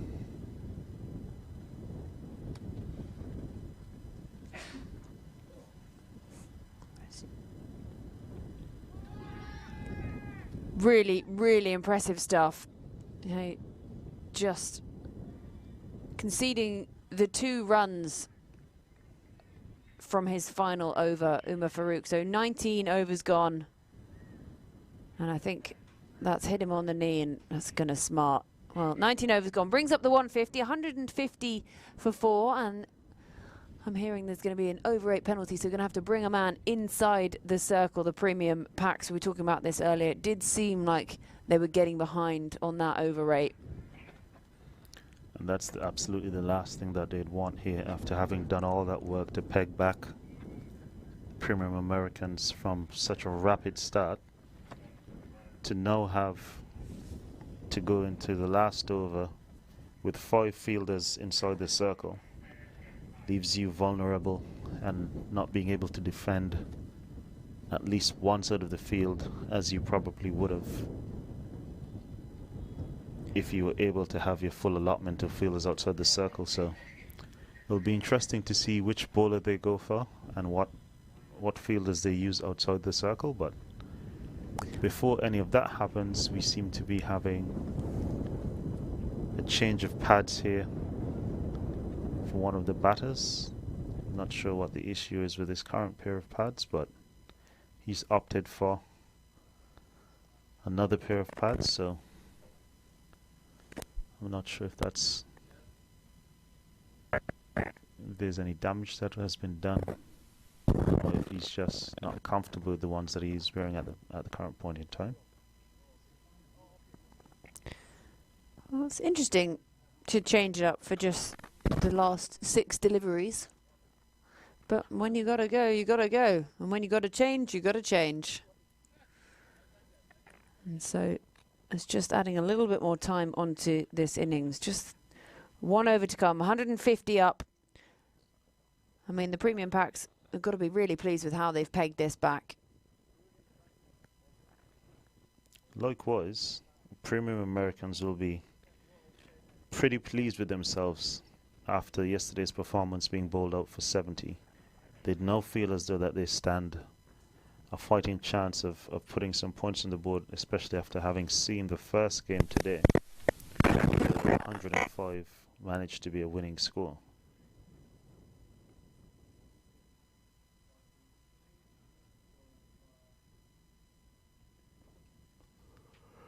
And just making sure they put that extra fielder in.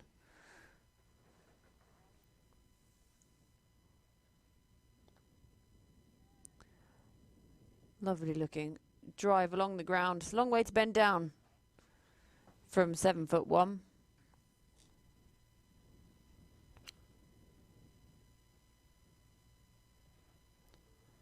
Seems as though they're going to try and go full here and force the batters to hit the ball down the ground if they want to score any boundaries, based on the field set with long on and deep mid wicket,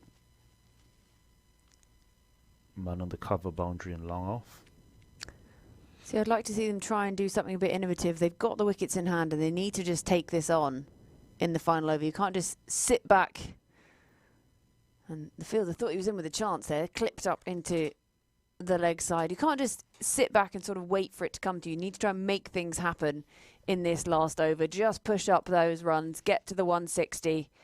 There's only 4 deliveries remaining. It's not about protecting your wicket at this point. It's about getting as many runs as you possibly can in this last over. We saw 4 coming off the last ball that sort of pushed that total earlier up over the 100. And actually, we talk about that mental factor of getting to that point.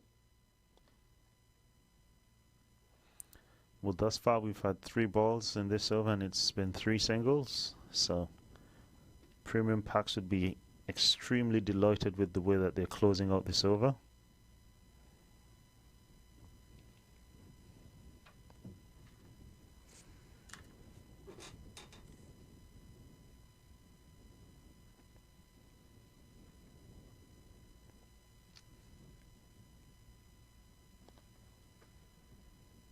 Another single down to long on.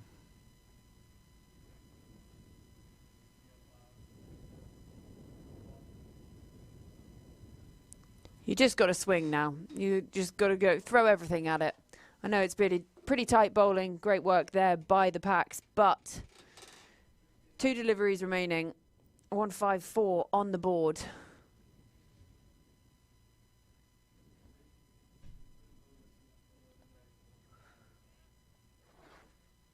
Well, this is interesting. There hasn't been any intent to hit any boundaries at all in this over, so They're not listening to me.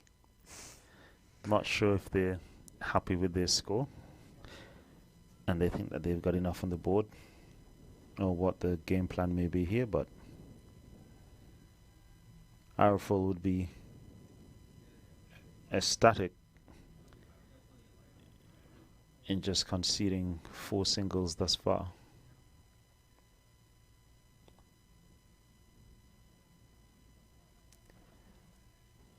Well, they thought about coming back for the second, decide not to take on the arm, but very much could have done, because a bit of a lazy sort of slingy arm throw back into the bowler. Well, that's the end of the innings. Yeah, 6 from that final over, all in singles. So 20 overs down, end of the 20 overs. The Americans 156 for 4. They won the toss. They chose to have a bat, and they came absolutely flying out of those traps like they had a rocket up their backside. But that rocket was slowly fire extinguished during a drinks break, dampened somewhat. I'm going to keep rolling with this. And the premium packs, well, they found their sparklers in the second half, and they really pegged them back and have managed to restrict them to 156 for 4, much thanks to the spin twins in the middle overs. Very well done by both sides here. It's been a tale of 2 halves. Premium Americans initially with that flying start from Keane Otley and Gerard Erasmus being pulled back by the spin twins of Milo Ponzo and Angelo Pereira.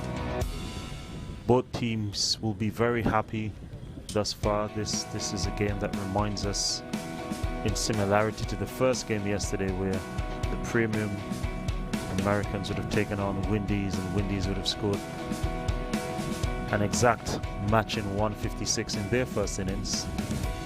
And so premium Americans will now be looking to inflict a similar fate onto the premium Paks as to what they had done to them yesterday. Premium Paks, on the other hand, will be looking to set a foundation similar to what the premium Indians have done earlier this afternoon and give themselves a chance towards the end to push for a win. So it's going to be an interesting fight back here in the second half of this match. We'll take a quick break and rejoin you soon.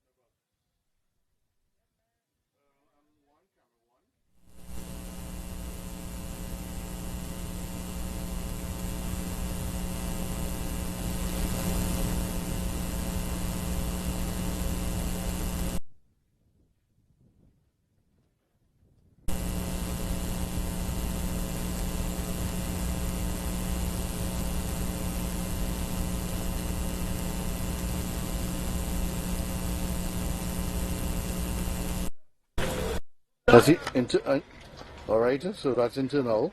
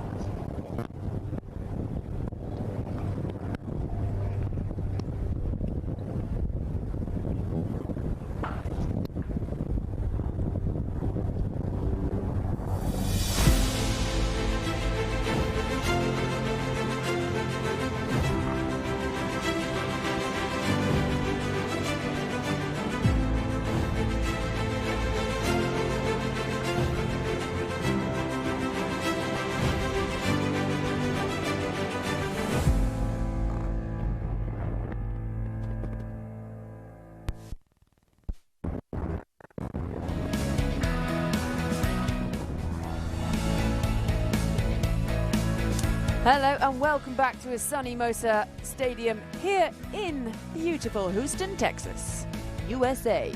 Because American cricket is the thing, it's the place to be. American Premier League Season 2. Well, today you're here for the Premium Americans versus the Premium Paks. Well, they got off to an absolute flyer, the Premium Americans, but they were pegged back slightly.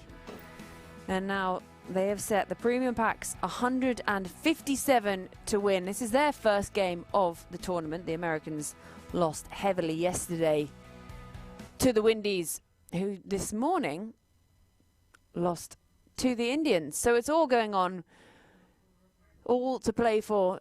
We're just at the beginning of this tournament. Plenty of stories to be written. And it was the openers who got them off to the flyer, the Americans. Otley making 51 off just 29 deliveries before he was caught and bowled. And he was seeing it like a beach ball today, hitting it to all parts. Was so in the zone, he didn't even realise he'd made his half-century to celebrate. But now it's about what they can do with the ball and in the field, the Americans.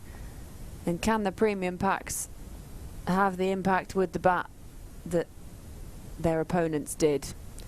Well, luckily, you don't have to wait long to find out, because we're about to get things underway, and it's Sheldon Cottrell with the ball at the moment in a very tight pair of trousers. I think that's something he's become renowned for, along with his traditional or his signature salute.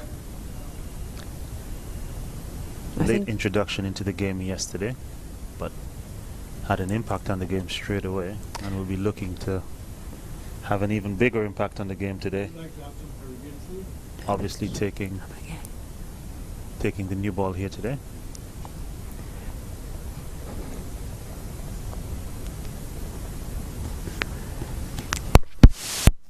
Yeah, interesting to see him opening up today. I mean, I was a bit confused yesterday when he suddenly appeared, came on in the middle, but he's a consummate professional, been around a while, been around all the leagues, everywhere. Obviously someone you know very well.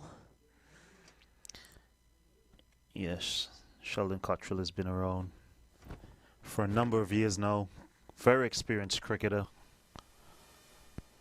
especially in this format of the game, where he's sort of ployed his trade for a number of years.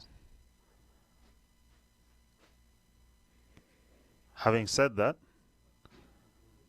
after marking his run and preparing himself to bowl, they've taken the ball away from him. He's taken his hat and his shades back from the umpire, and he's making his way, He sort of wandering off to... hands in pockets, mooching off, and went, oh, all right then. He dangled the candy and then took it away again. It's like kids at Christmas, you know. If you don't behave, you're not having your present.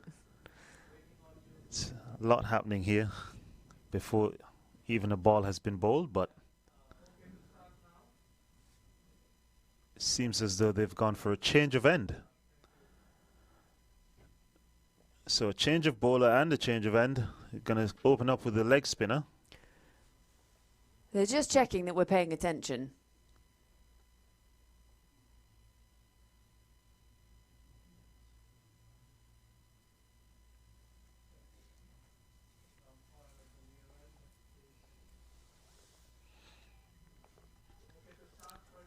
I think the skipper was just making sure that Sheldon was on the field this time, as opposed to yesterday when he wasn't on the field at the start of the game. So, checkmate.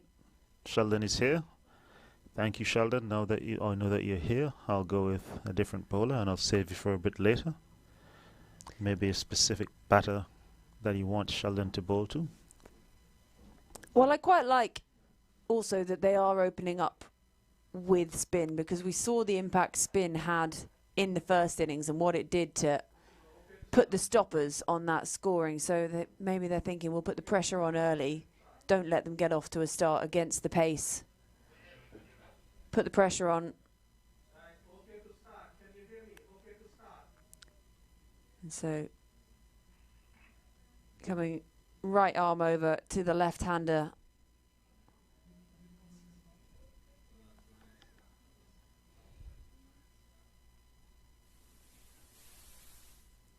And it all starts with a dot. So that's the equation. They need 157 to win this game. The Premium Paks, their first game of APL Season 2. And that's a full toss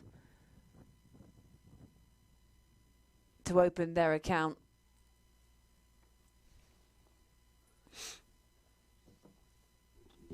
Not what you want to be bowling as a spinner. It can't spin if it doesn't hit the floor.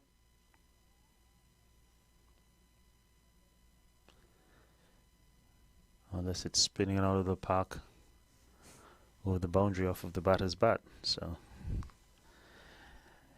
new batter Ryan Scott, now on strike. Premium Paks are going to have some intent. Maybe not exactly in the mold of what we saw from the Premium Americans, but they're going to need to get a move on and capitalize these early overs when the ball is at its hardest and most responsive to the batters trying to score boundaries. Yeah, I'd be interested to hear what the team talks would have been like at the change of innings and how they're going to go about this run chase, the Premium Paks.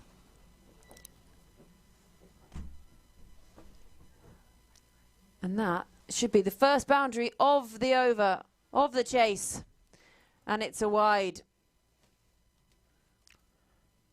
Well, that's going to help the Premium Paks, definitely. 5 runs added to their total. Score moves along to 7.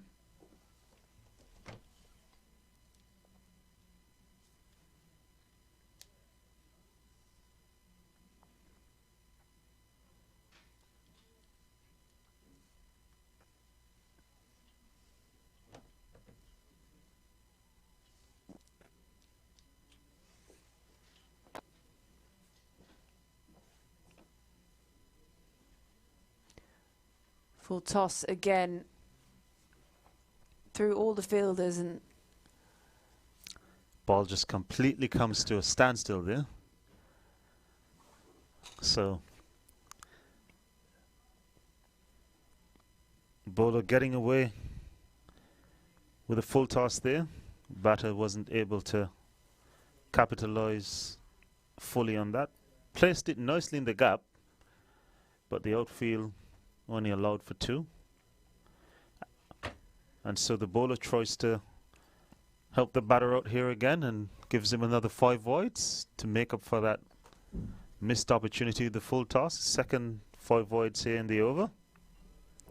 Score races up to 14. yeah, not the start the Americans would have been hoping for, but the Paks, this is just what they wanted at a big first over, and not a lot of it they've had to do themselves. Exactly what the Premium Paks would have wanted. Their batters accounting for 4 runs of this 14. So 10 extras gifted to them thus far in the first over. Well, that closes out the first over with a dot. So 1 over gone. 14 on the board, so the equation need 143 from 114. Well, that would not have been the start they were hoping for, would it? Bring on the spinner to kick things off, and you've got full tosses, and you've got 2 lots of 5 wides, and he was lucky to get away with those full tosses. Well, Sheldon Cottrell is back. Marked his run to bowl the initial first over, but then there seemed to have been a change of heart and a change of plan. He just wanted to get everyone excited, you know. I will be on, I will be there, get yourselves ready. Hyped up for a bit of Sheldon Cottrell.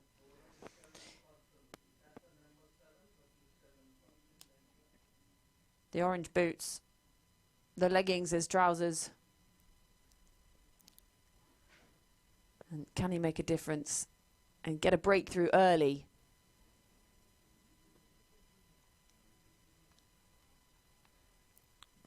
Well, there seems to be more extras here.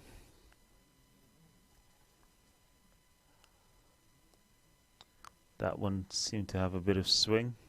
Good bit of pace from Cottrell. The keeper wasn't able to collect it cleanly.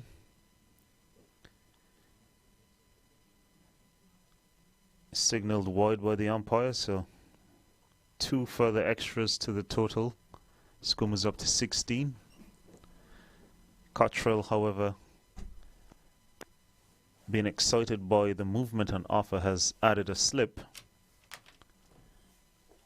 and has gone straight into a beautiful line and length on this occasion. Zishan shouldering arms. No need for him to take any unnecessary risk at the moment, as the score is already 16 without loss. Yeah, Extra is doing all the heavy lifting at the moment. Premium Paks would be happy with that.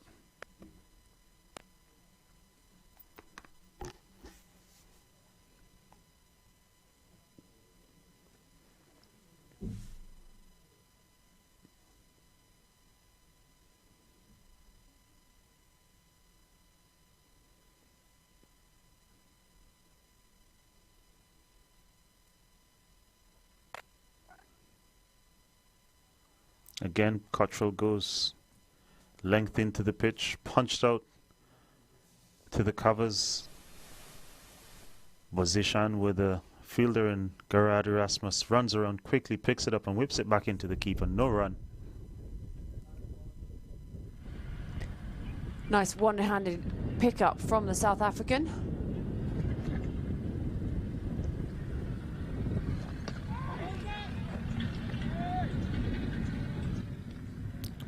So Cottrell has settled into a nice line and length here,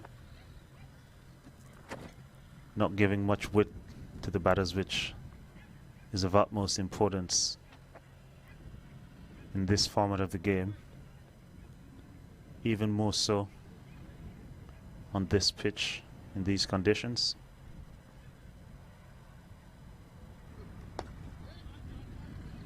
Forcing the batter to hit the ball anywhere from a cover around to mid-off, and having a strong field set there.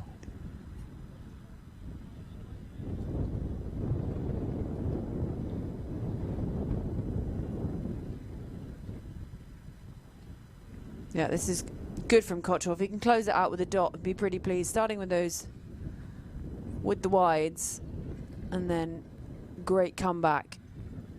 He's gone for additional support as well, getting rid of the slip and adding someone at the mid-wicket area. Overcompensated there. Leg side wide.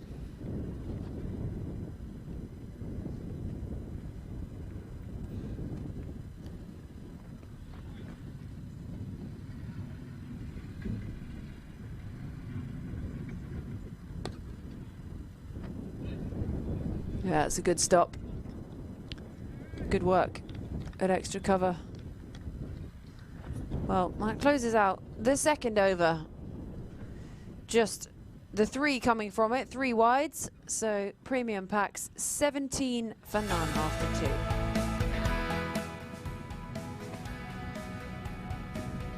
2. And this is what they're hunting down. This is how the story told of the American batting. And this is what the Premium Paks are up to now. Ashraf has faced the majority of the balls, but between them, just 4. And the Extras leading the run scoring by a hefty margin, 13 extras in just 2 overs. It's going to be a change in bowling.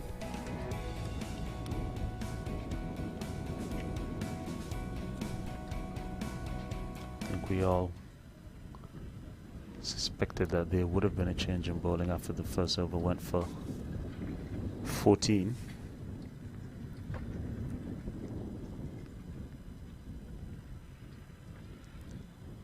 Looks like we're going to see pace from this end as well.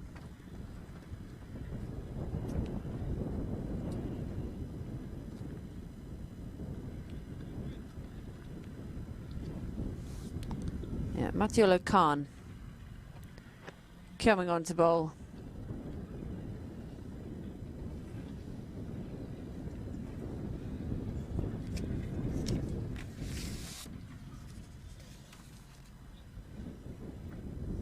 So that target, 157, is 140 runs away. We've got 18 overs in which to do it.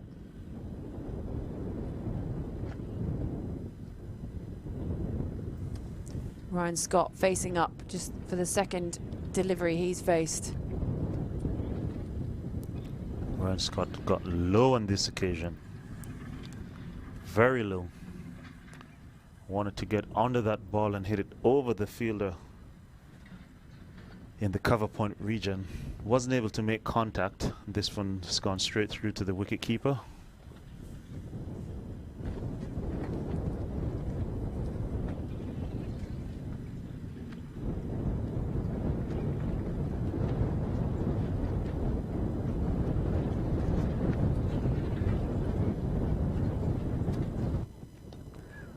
Well, that's gone very high. It's gone very far. It's gone for 6. This is what he's trying to do on the first ball. But this time he's made contact, and full contact that as he would like. End result, 6 more to the total. Score moving up to 23 without loss. And the premium packs are off to exactly the start that they would need to give themselves a chance to be competitive in this match. That shot was admired not only by Ryan Scott but by the wicketkeeper. Just saw the wicketkeeper giving a high five to Ryan Scott. Well played. Well played, mate. Beautiful shot. No, I can't think of many other sports when people do things like that. If someone's scored against you in the football and you're the goalkeeper, you're not then going to come out and give him a high five, but that's a great shot, mate. It's a very cricket thing. Well, not if you want to be not if you want to be goalkeeping the following day. Fair point. I'll occasionally do it, but sort of under my breath in a lacrosse match. If someone takes a nice shot, and I'll sort of be like, oh, great shot. And then I think I've applauded them, but no one's heard me do it. So I think I'm a nice person, and no one else knows. Ryan Scott sporting the number 100 there. Every batter's objective.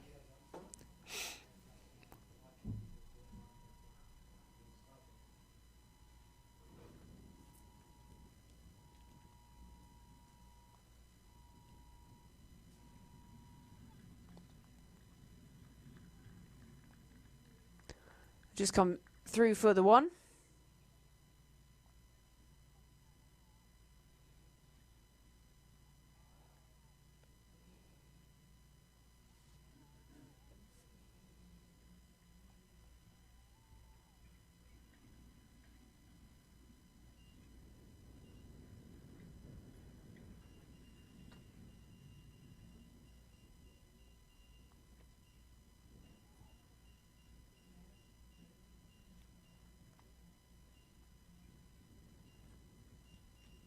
Coming over the wicket.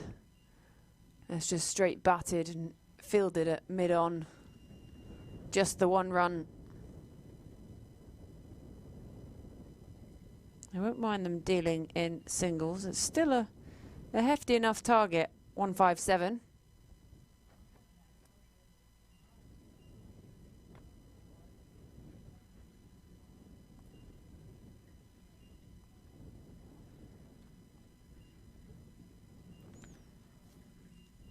The premium packs seem to have a game plan where they're looking for an early boundary in the over and then rotate the strike.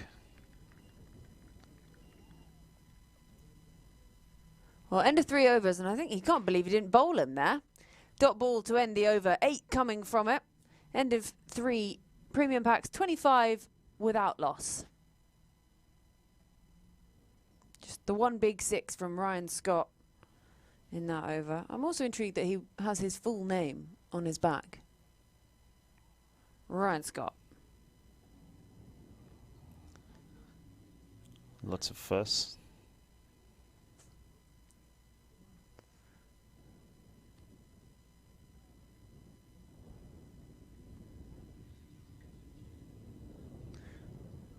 I can hear tunes playing from somewhere around the ground. Someone's getting into the party atmosphere.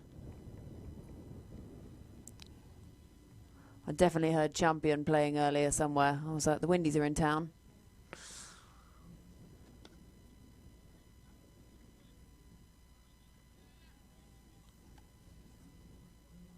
Sheldon Cottrell continuing his second over.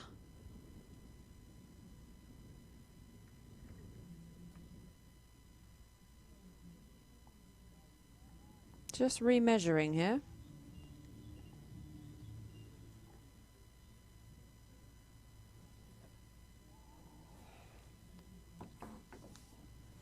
This is something you see quite often from Sheldon Cottrell. Making sure that he's got his run-up right. Making sure that he's not giving the batters any extra opportunities to score. We would have seen something similar in the first game, in the first innings. Apologies. On numerous occasions, premium Paks bowlers would have overstepped. Meanwhile, there seems to be an injury on the field to the skipper, Navin Stewart. Clutching at his hamstring there. Never a good sign. Not something that is a quick fix as well, hamstring injuries, so we're hoping it's just maybe a bit of muscle spasms or cramps and not an actual pulled hamstring here. Get some pickle juice in. That's what you do for cramp, isn't it? Pickle juice? I think I'd rather have the cramp than drink pickle juice.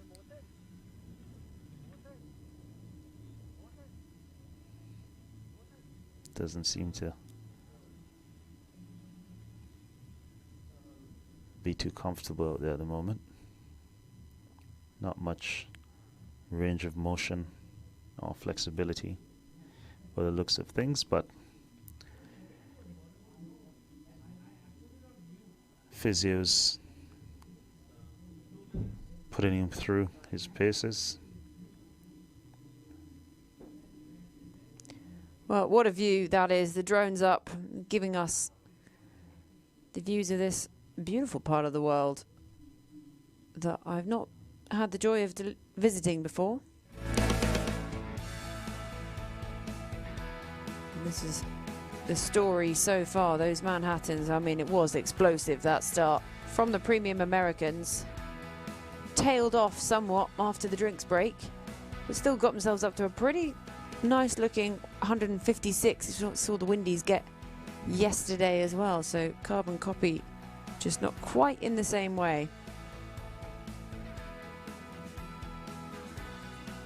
The Premium Paks need a few big overs if they want to get any momentum and sort of get themselves in the ballpark of being able to chase this down. And he is being piggybacked off. Well, this is an interesting approach. It's a long way, carrying a man on your back. Don't think I've seen someone being piggyback lifted from since the days of me piggyback lifting my niece when she was a baby, so which was quite a long time ago. You know, he's made some good pace though. He's gone quickly carrying a man on his shoulders. Seems to be quite a strong guy. Doesn't need to go to the gym now.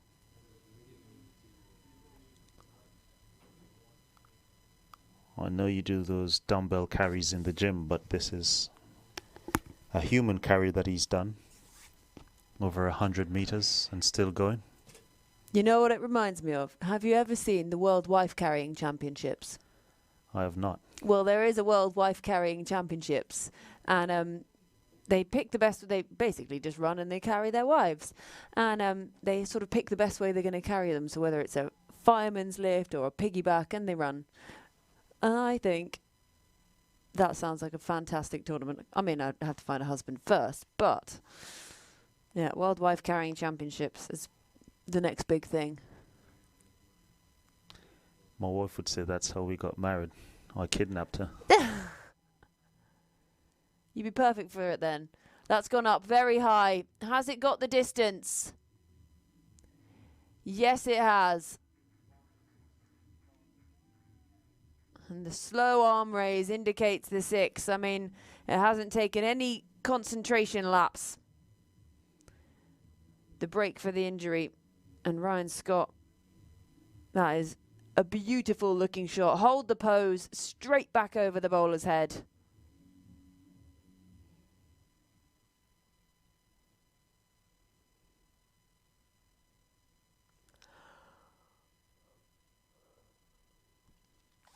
That's a good recovery from Sheldon Cottrell. Extra pace. Adjustment in length as well. This one he's gone back into the pitch. Every time he goes into the pitch, looks a completely different bowler.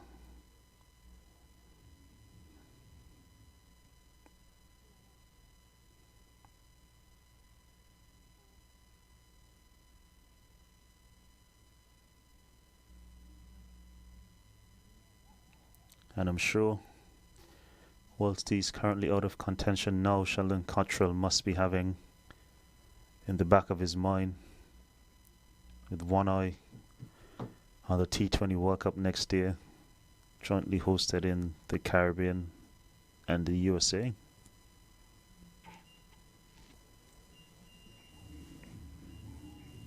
Ryan Scott, on the other hand, has got both eyes fully casted on Sheldon Cottrell here, and trying to take as much runs as possible off each delivery that Cottrell sends down.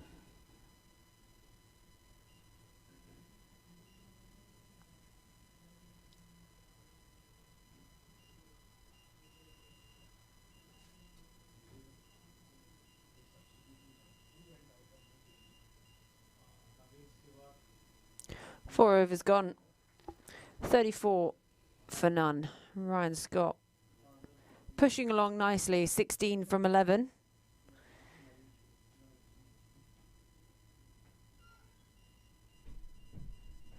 That last over from Cottrell going for 9. So that required rate, they're up above it at the moment, but we did see a lot of extras early on, which has helped with that. And it's just about whether these two out in the middle can make the impact themselves.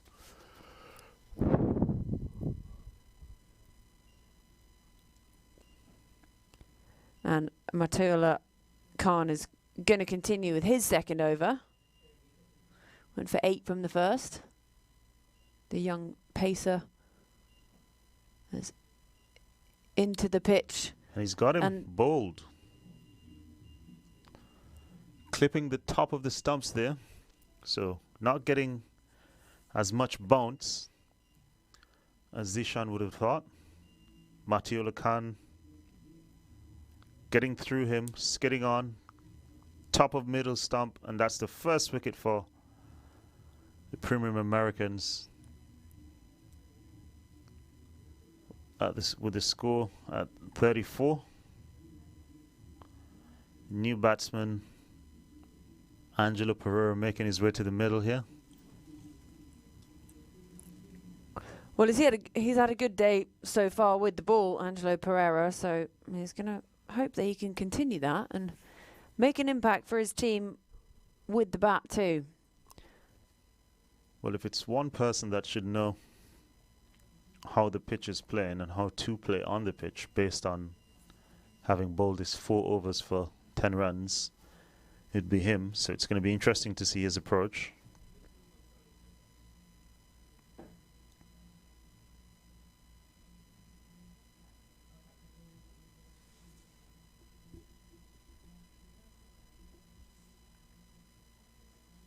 Well, he's still out there with Ryan Scott, who is seeing it nicely. His 16 from 11 at the moment.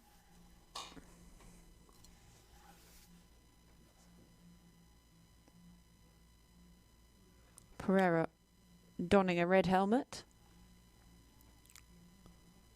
Dare to be different. Comes out and then a strike straight away, Pereira. So we're gonna see his approach.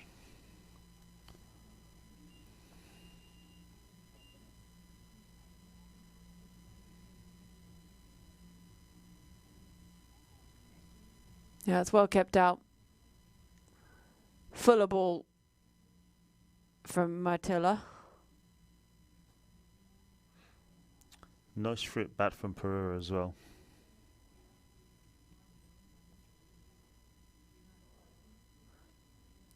Actually, you wouldn't mind just getting Ryan Scott back on strike because he's looked destructive so far. Just let him get into his stride. They don't seem too concerned about getting through their overs at much pace, the Americans at the moment. So they're not rushing these pack batters. This one goes high, but it also goes long. 6. Ryan Scott not messing about here today. Where Matthew Lacan may have gotten through his opening partner, Ryan Scott on this occasion goes bang over deep mid-wicket for 6 more. Score racing along to 41, so Ryan Scott is taking it upon himself to play innings similar to that of Kean Otley in the first half of this game. Matthew Lacan goes short into the pitch again, but slower this time, down the leg side, and it's a wide. Yeah, Ryan Scott is not hanging about. He's here to play. He means business, and he's looks like he's got the belief they can chase this down. He saw what Otley did at the top of the innings, and he's looking to mirror that.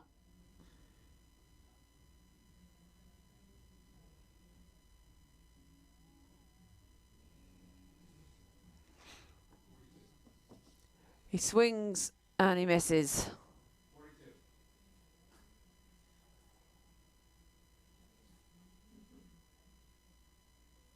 Well, a mixed bag of an over so far. We've had a bit of everything. We've had wickets, ones, sixes, wides, dots. And still 2 balls to go.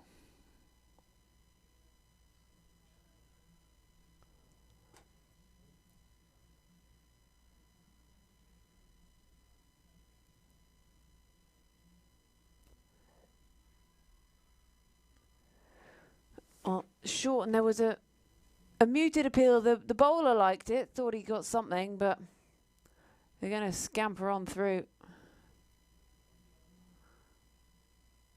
There's a double teapot from the bowler.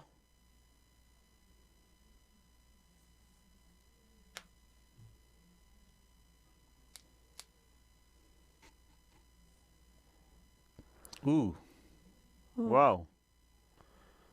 Well, having a second glance at that, I think the bowler should definitely feel aggrieved there.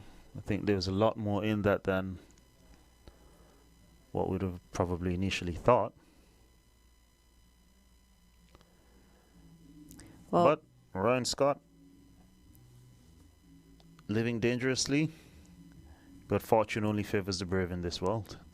yeah, living dangerously and loving it. He goes on to 26 from just 15. Score moves on to 48 for 1 after just 5 overs. That target, 157. You feel that Ryan Scott is the key man here for both sides. If he can stay in, he can score big. If they get rid of him, they'll feel very much like they're on their way to victory, the Americans. So 1 over of the power play still to come. We've got a change of bowling as well. Sheldon Cottrell being taken out of the attack. Shabir Ali, his replacement.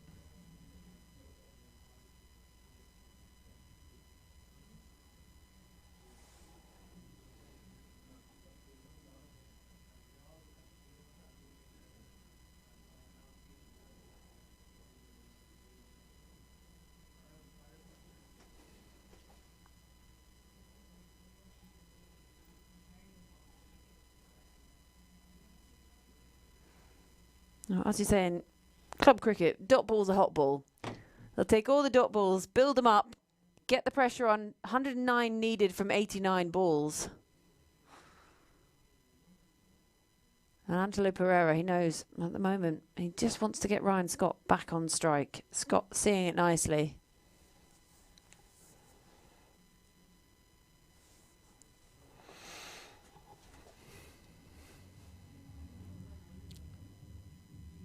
Angelo Pereira doesn't seem to have gotten the hang of the pitch just yet. So this is a great opportunity for Shabir to bowl some dot balls at Angelo. Get away with a few dots here. Build some further pressure and see if you can try and squeeze out a wicket.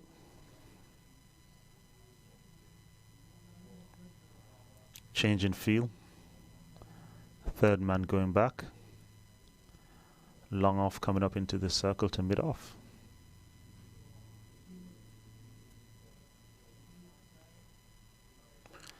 Which in turn led to a change in length from Shabir Ali, pulling the length back a bit more, not allowing Angelo to just swing through the line with both mid on and mid off up in the circle. Still managed to get a single, pushing out to the man at cover on the circle, and the batters were able to cross before there was even any attempt or any thought of an attempt of a run out. The danger man Ryan Scott is now back in strike though.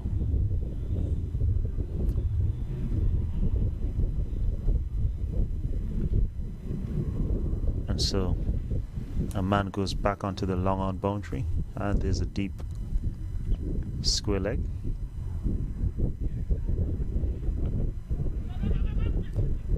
Well, not where he was aiming to hit it. Looking to launch it over sort of mid-on, log-on. Angelo Pereira trying to scamper through for a quick single there. Ryan Scott had no interest, with just 2 balls left in the power play, trying to maximize those last 2 balls before the field spreads far and wide.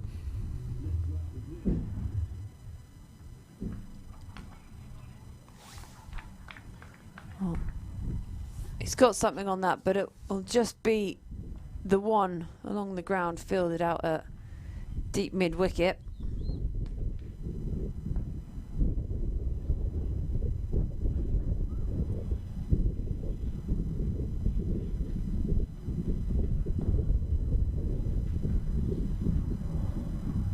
Just pushing that required rate up.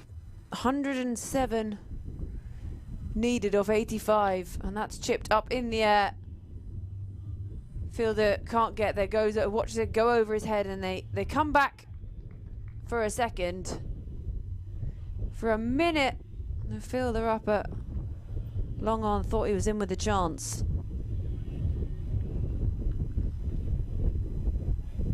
Sheldon Cottrell is a very good fielder as well, so he's not one of the fielders on the field that you'd want to be taking chances to, if that were the case, as we saw yesterday in the first match of the tournament as well.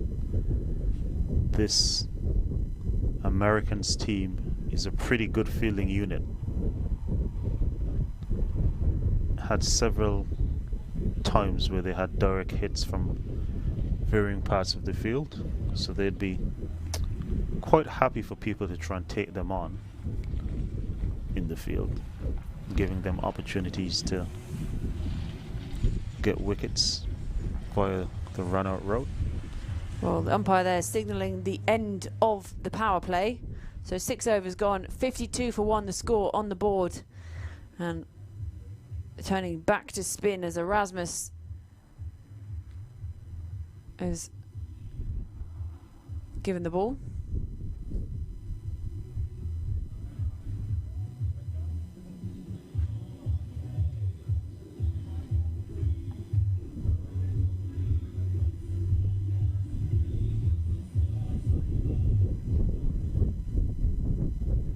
It's going to be coming round the wicket to the left-handed Ryan Scott. 27 from 17 for him so far.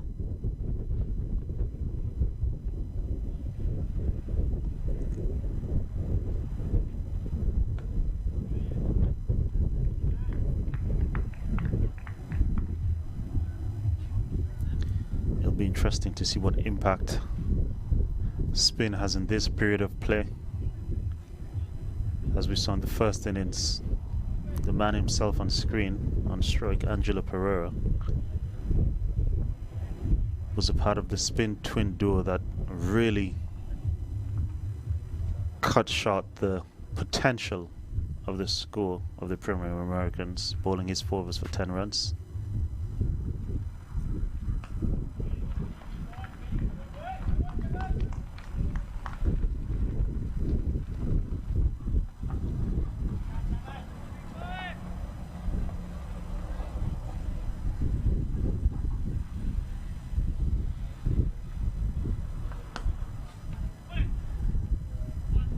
It's full and flighted from Erasmus, but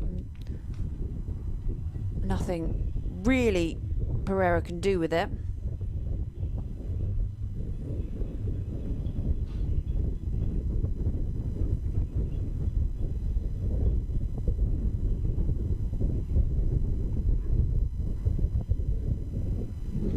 Erasmus trying a few tricks here. If you look at where he's delivered the last 2 deliveries from, well behind the popping crease. He's actually even delivered them from behind the stump line, so he's bowling from varying points of the crease, not letting the batter get used to or get set to where he's normally delivering the ball from, giving them varying looks.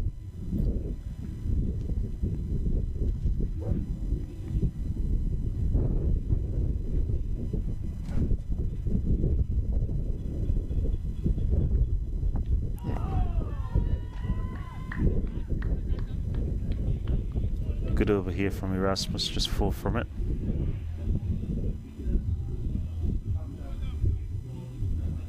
.56 for 1 after 7 overs. Premium Americans are pulling things back nicely here.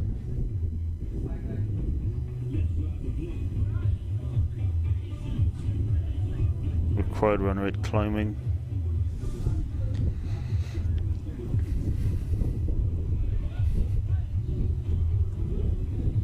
I think we're just checking on something here. Well, I think they're inquiring whether that was actually bowled or if the keeper dislodged the... My initial thought was that it either rebounded off the keeper or whether it was the keeper himself, but Yep, definitely worth a look. I don't think it was bowled, but we've got the technology, so it's best that it's used.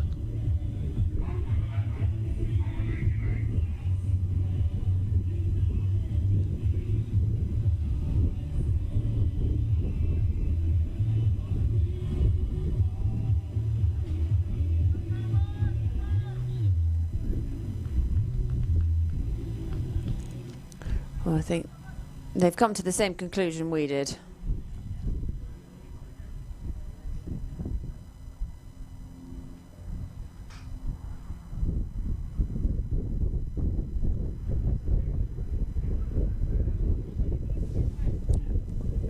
I think he's all right there behind the line. Just slightly behind.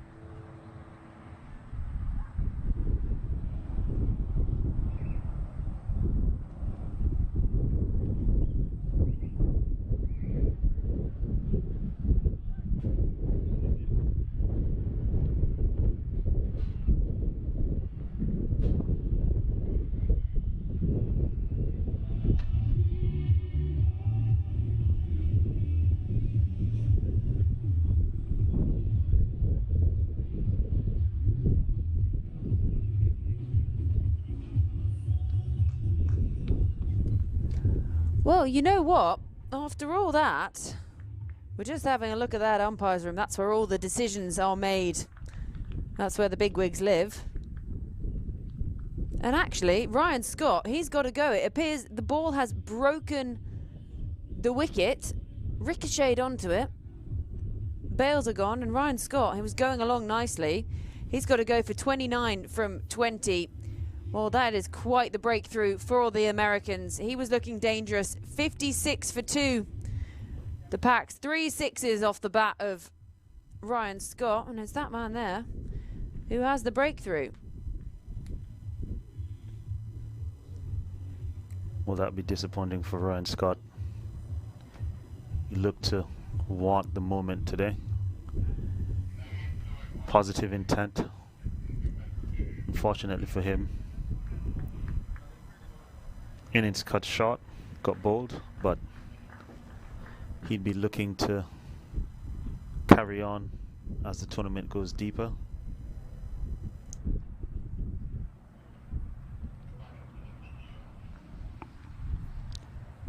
Well, looks like Erasmus was just having a roll on a spiky ball or a whatever those things are called. Just the cylinder ones. What do you call it? A foam roller. That's the one.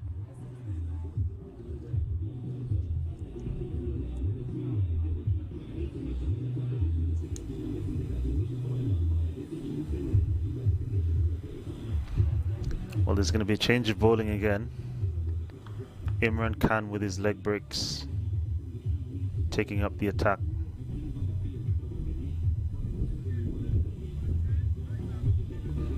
And we've seen, for the most part, it's been a situation where you spin it to win it, and so this is a different pair of spin bowling twins.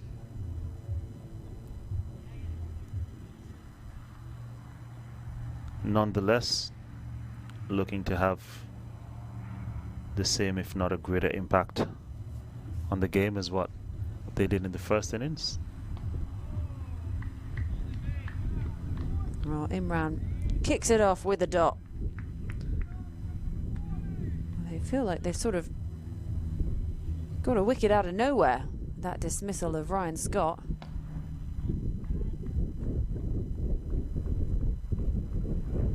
Definitely against the grain of play.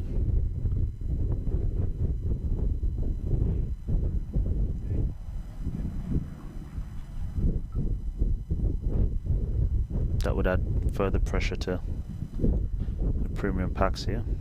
Yeah, because you would have expected he would carry on being the aggressor in the partnership, and Angelo Pereira looking to just work it around, get Scott back on strike. We saw him hit those 3 big sixes.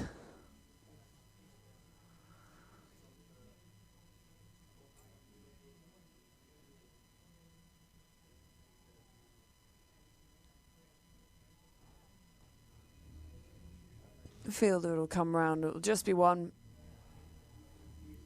That kickstarts Ali Ume straight away off the mark.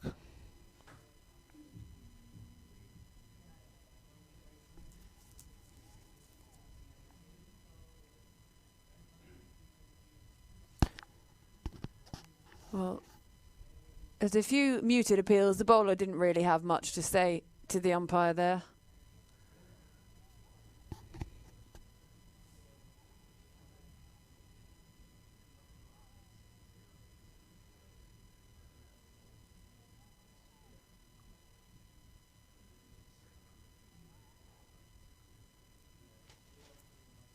This one pushed to the man down at long on. Sheldon Cottrell coming in. Angelo Pereira and Premium Paks both move on by 1. Well, 98 needed still from 73. So you've got to inject something into this innings.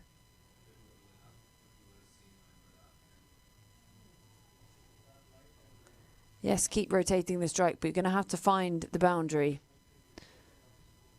and get up with that run rate. So 8 overs gone.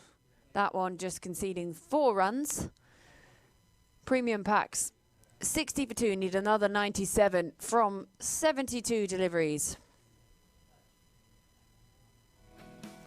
And that is how the Wiggly Worms look. Remember, the Americans got off to that ridiculous start, and that set up their innings nicely.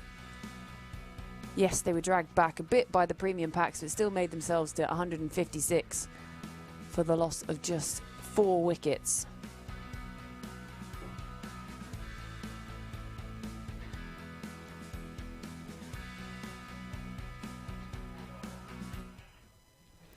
Well, it's going to be Gerard Erasmus to continue from this end. Picking up a wicket in his first over, only conceding 4. Potential for a run out here, close call. Pereira makes it back just in time. His partner Ali Umair had no interest in that single. Sent him back. Gerard Erasmus. Quicker ball. Beating the batter near there for pace.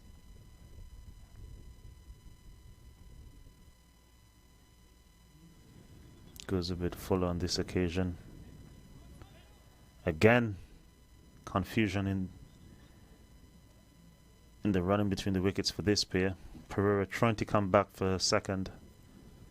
Umair had no interest. Sent him back again, and so that's something for us to keep our eye on with this pair, the running between the wickets.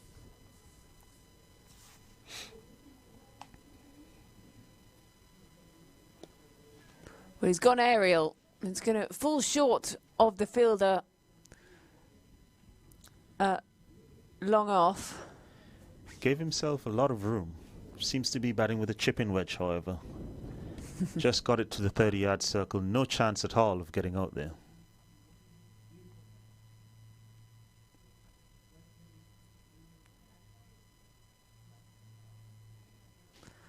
Don't think my work with the chipping wedge would be quite so good. I'm more of a crazy golfer. Or you just go full Happy Gilmore. Take a run at it.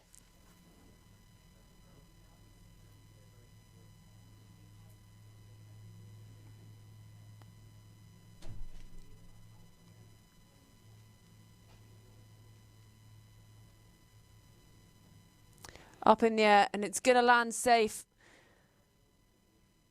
Well, he's done well there, actually. The spin almost did for the fielder up at long on.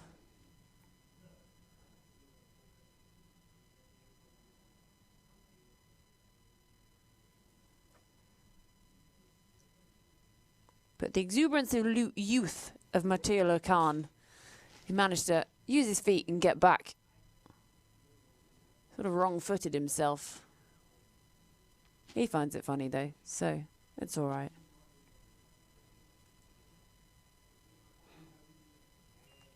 So 9 overs gone. Score on the board, 64 for 2. 93 needed from 66. Angelo Pereira.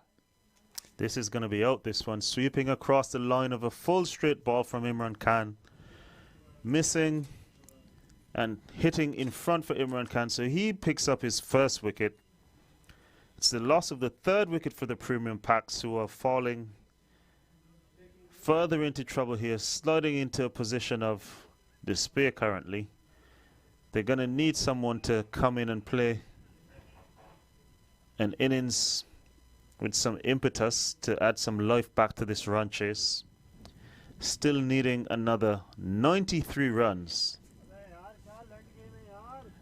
with only 10.5 overs left.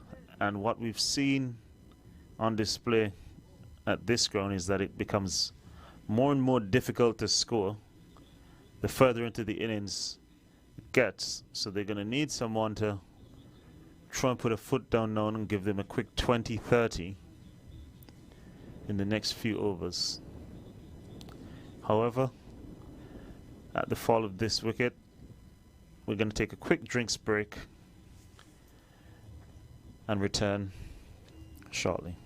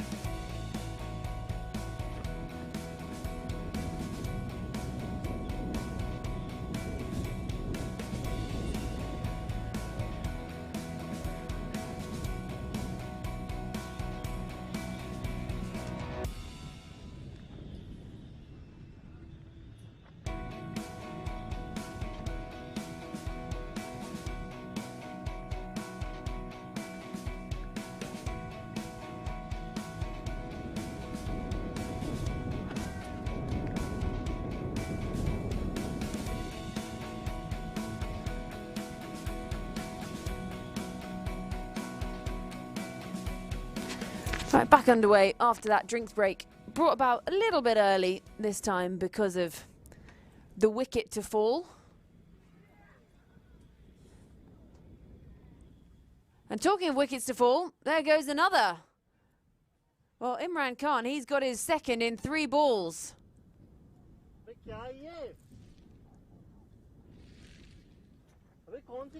And the premium Americans are well on top here. Looks to swing big, and he's bowled, bails flying everywhere. And his partner up at the other end just waves a hand in despair. He goes second ball without scoring. Bowled by Imran Khan.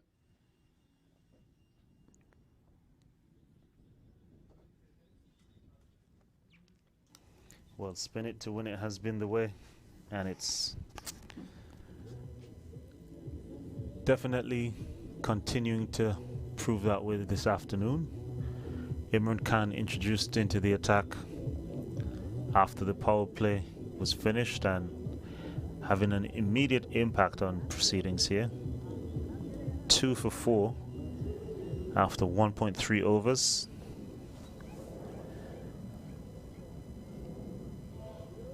I'm surprised that he hasn't opted for a slip at this point, because not many balls with the lack of pace in the pitch are going to go down to short third man where he has Matiola Khan. So he could give himself another wicket taking option here by adding a slip, but he's opted against that thus far.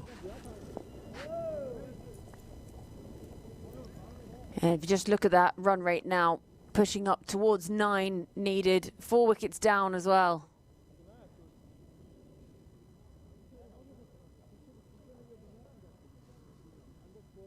And 2 batters that need to get going. Bless you.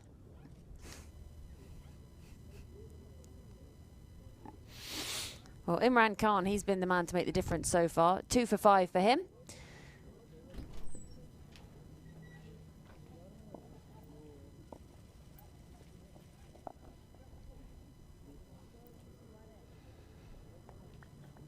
Another single for the premium Paks.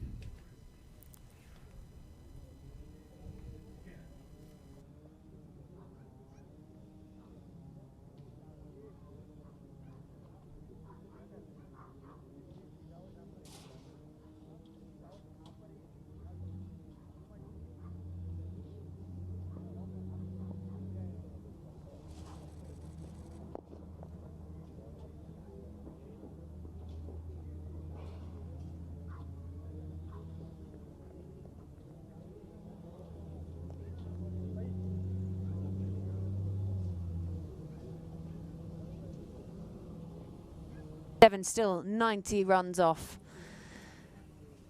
Imran Khan with that over 2 wickets and just the 3 runs coming from it. So pretty good day for him so far. 2 for 7 he's picked up from his 2 overs. And we've already had the drinks break, so won't be having that again. 10 overs gone. So Premium Americans won the toss, elected to bat. And bat they did. 156 they put on the board. And the Premium Paks struggling in response. They started well. It was a quick start, mainly thanks to Ryan Scott. But then when he was dismissed in a bizarre fashion off the bowling of this man, Erasmus, it sort of put the stoppers somewhat on this chase.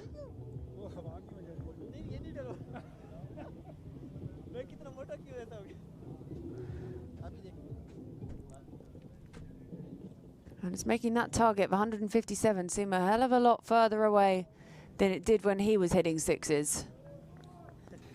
Starting to look like 157,000 required at this point. And just the 6 wickets in hand. Gerard Erasmus, I must say, has been very good in his spell today. He's mixed up his pace, his delivery points, his lengths, his lines, giving the batters a lot to think about. Into his 3rd over here, very economical.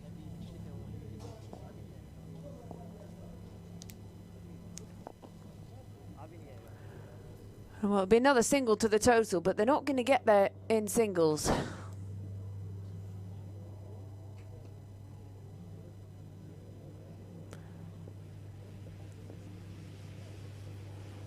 Who's going to be the hero here today?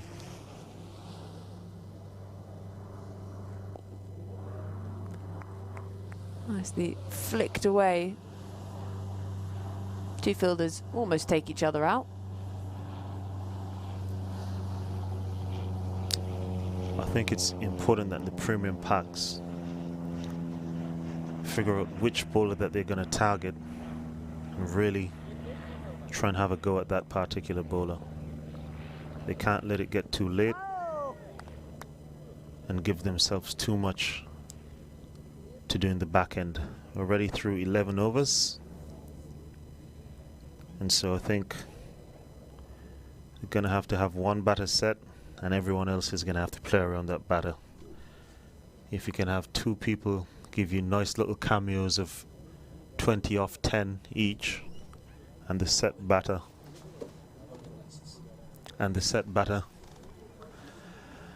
sticks in and gets the balance of the remaining runs, that would be important here.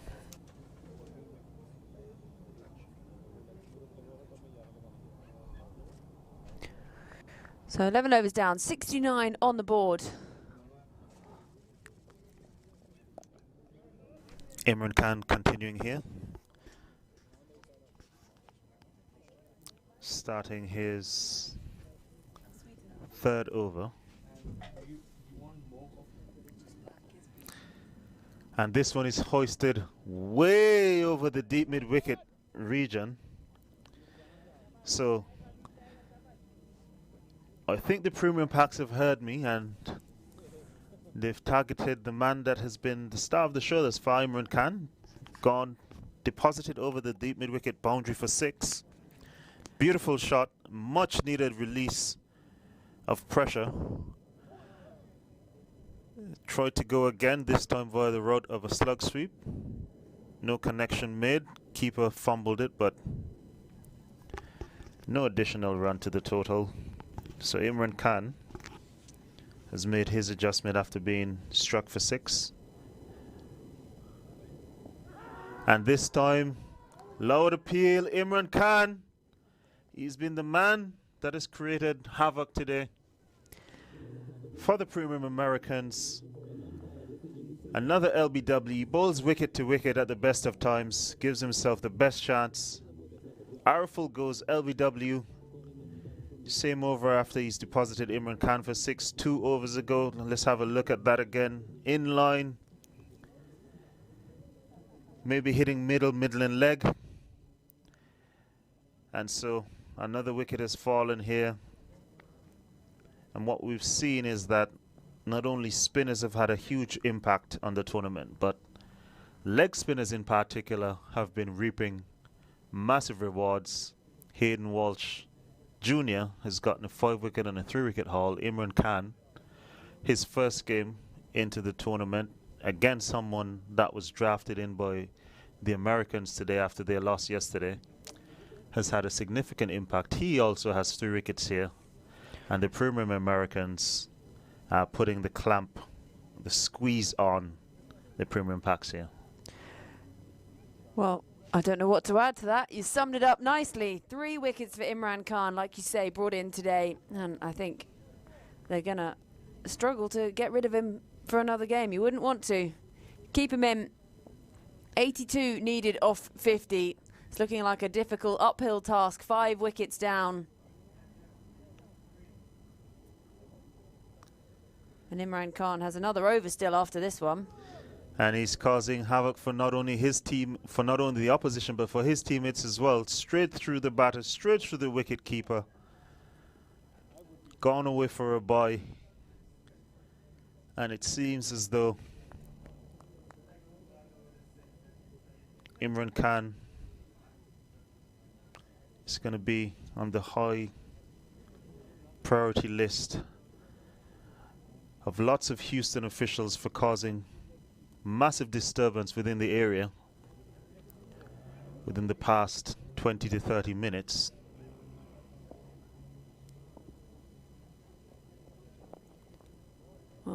good use of the feet, but again, it'll just be the one.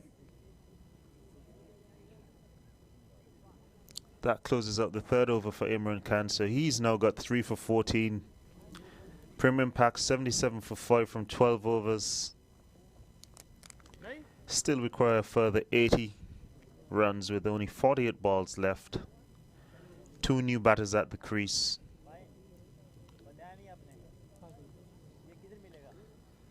Gerard Erasmus, Imran Khan's spin twin, who has been providing him great support from the other end. 1 for 10 from 3. Even more economical than Imran Khan. And it's been a 6 over period that we've seen 24 runs and 4 wickets between these two. Yeah, we spin twins. It's the story of the day again in this game. So that equation, 80 off 48, looking a little bit out of reach at the moment. You can see some of the Premium Paks players just out on the bench in front of our commentary box, watching on, looking nervous. Hoodies on. It's cooled down a little bit out there. Starting to get very chilly out there again. The sun has disappeared. Grey clouds are back. The flags are blowing vociferously in the breeze.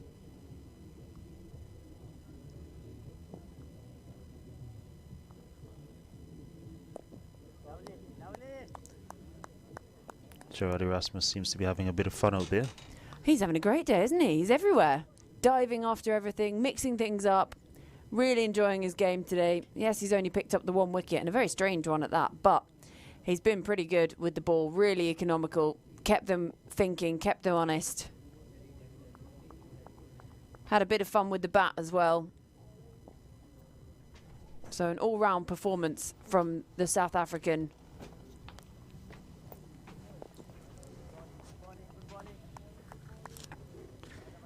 Well, I'm not sure what the plan is here, but Gerard Erasmus is absolutely loving it as he's getting through his last over with lots of dots. Oh, he's gone very high on this occasion, trying to entice the batter to go for a big hit. Got the outside edge on this occasion, past the keeper, past the man at short third, who ran back and retrieved it. Only managed to get 1 though.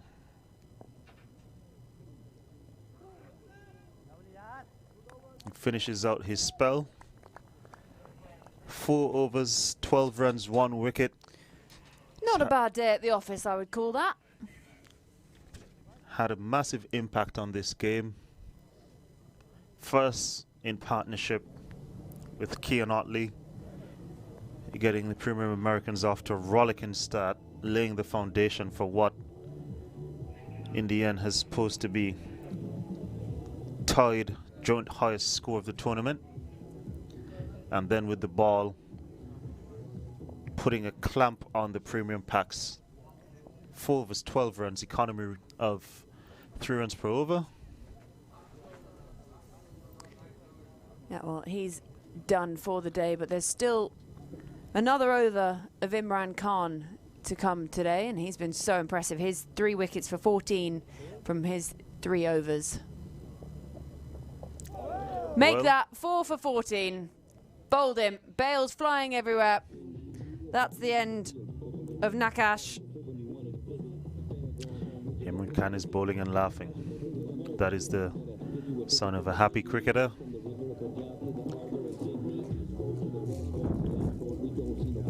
Premium Paks slip further into a hole here. Loss of their 6th wicket. Imran Khan now 4 for 14. Let's have a look at that again. Imran Khan tosses it up. Seems to be a slider or googly going across Nakash. Not picking it. Ball hitting top of middle and off.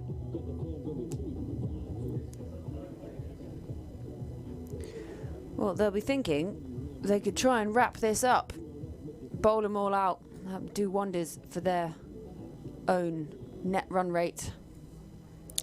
Well, what a way to bounce back after a tough start to the tournament yesterday. All out for 70. Today they've set an imposing total. They've batted well. They've now come and bowled well, and they've fielded brilliantly all tournament. That hasn't been a problem for them. And the introduction of those two Trinidadians, Imran Khan and Kian Otley, have made a huge difference for the Premium Americans. Mind you, still things to sort out for them, obviously having lost their skipper, Nevin Stewart. It was piggybacked off. In this fielding effort, piggybacked off the field, so not without cause for concern for them, but their performance has been of the highest level thus far, outside of their skipper picking up an injury.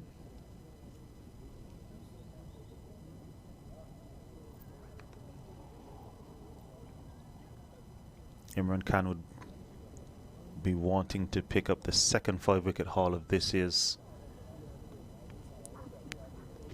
American Premier League.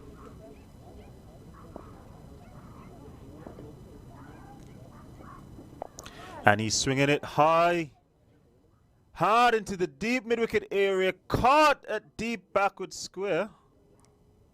No, I think he's put it down. He's put it down. It's in and out. Imran Khan is not too happy with that. And I think it's Matula Khan out there, and he's looking at his hand. No, I'd look at my hand rather than Imran Khan too. Straight in, straight out. Yeah, regulation should be taking those.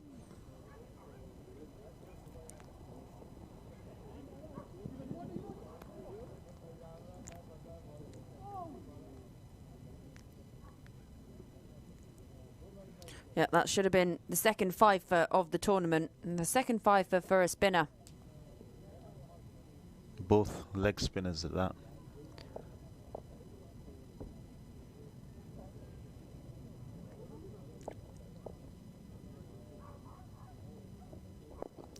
Well, here's another chance. Down to the man, long off, and he's gone.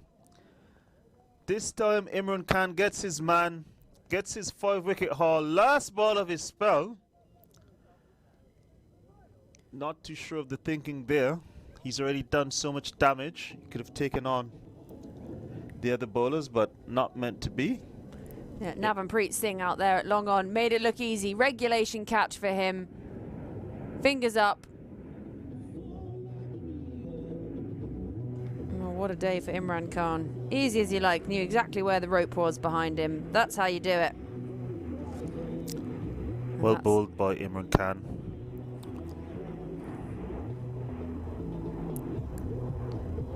Well, this looks like it could just be a procession to the finish now for the Americans.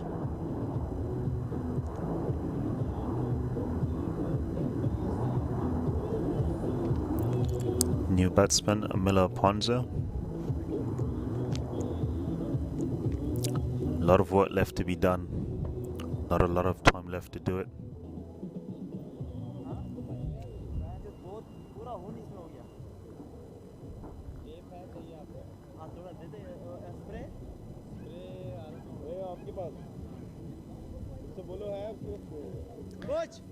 Well, if you remember, it seems a long time ago now, but when Abhaider Singh bowled the first over, it went for a lot of runs, and he came off very quickly. 14 to be exact, but here he is now again. Shot pulled away into the leg side. The man at deep backward square gets around and does a lot of work, restricts it to one, fires in a throw. Keeper tidies it up.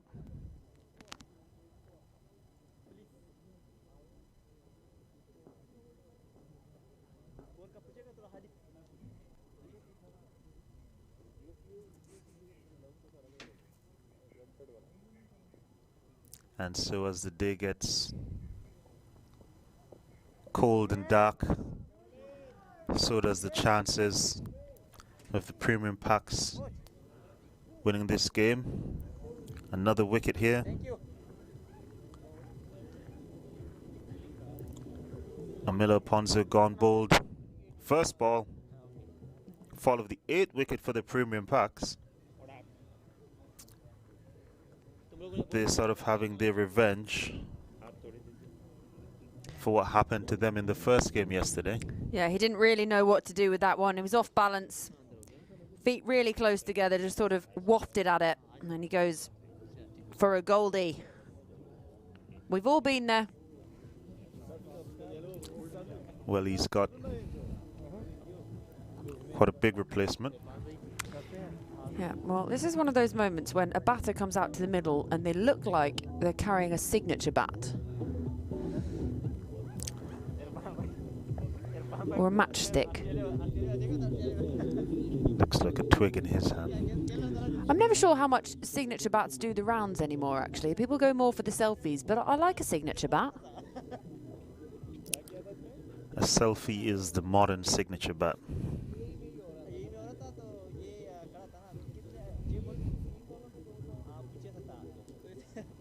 Just not as exciting. It's not as special.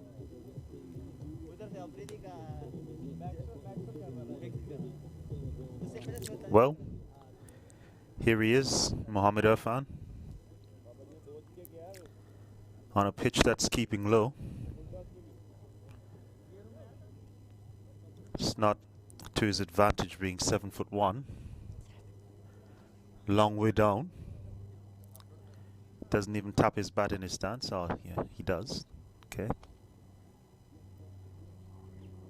Slip coming into play. Sheldon Cottrell, not sure he's been there before.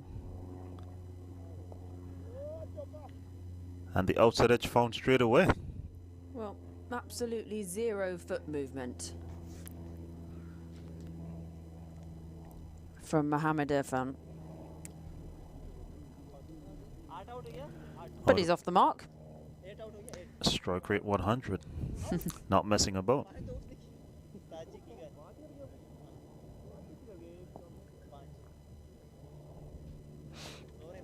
Well, that equation, 72 from 33, and they've only got 2 wickets in hand.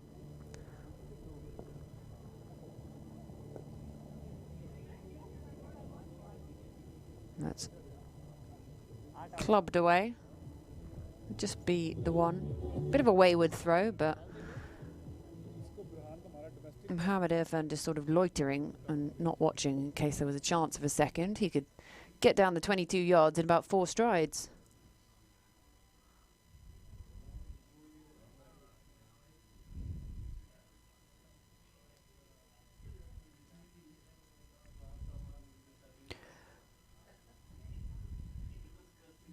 Well, they're not going to get anywhere by leaving them.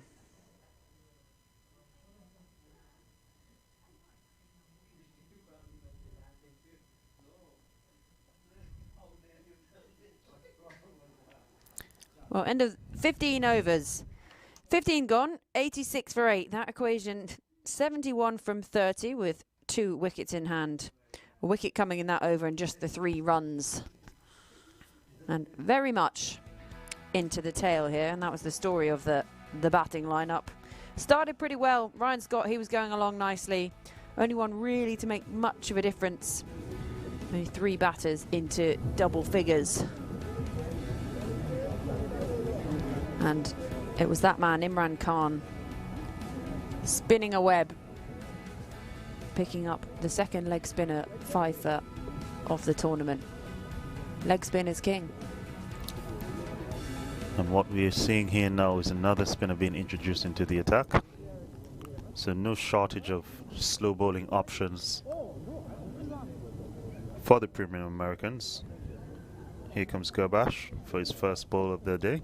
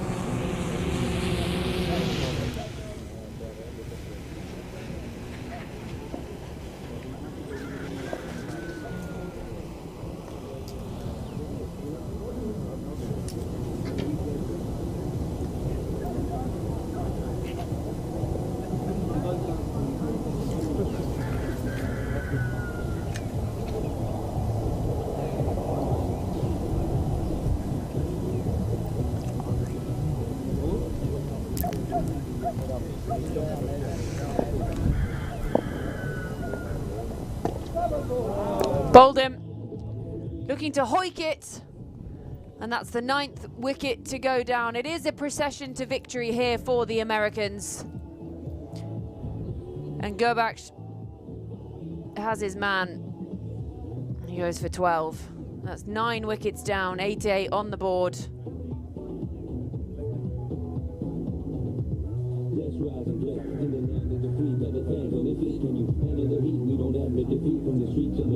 He gives a nice hug to the wicketkeeper on his way past as well. So out to the middle, that brings Umar Farouk.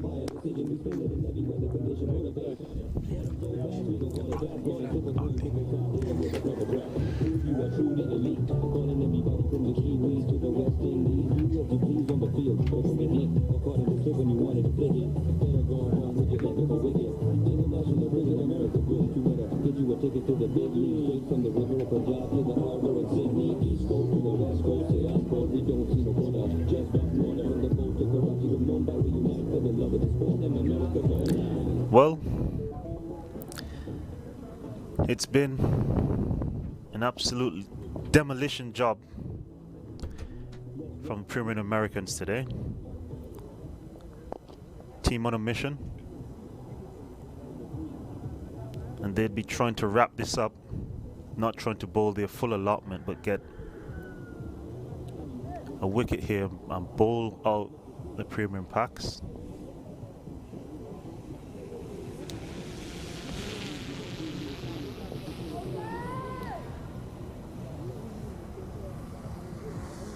Well, they thought they had it there, but Umar Farouk has just managed, Mohammed Irfan even has just managed to keep that long stride behind the line.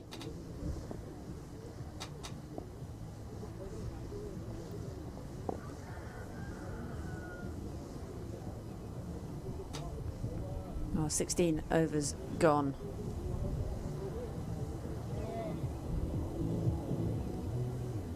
Well, if he had shorter toes, he probably wouldn't have been in.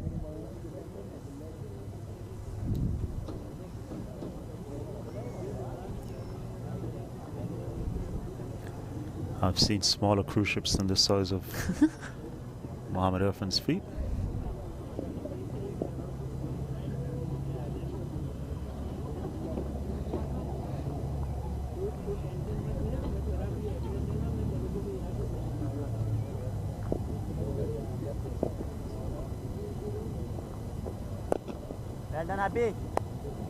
Well, they're just going through the motions here, these Premium Pak batters.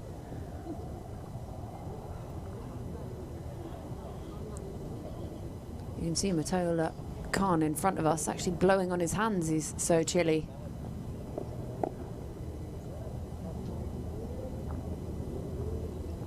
ये कितना over चल रहा है पता है?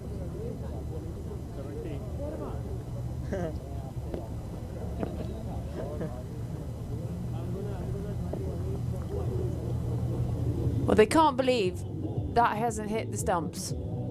Hands on heads all around for the Americans, and it's actually raced away to the boundary.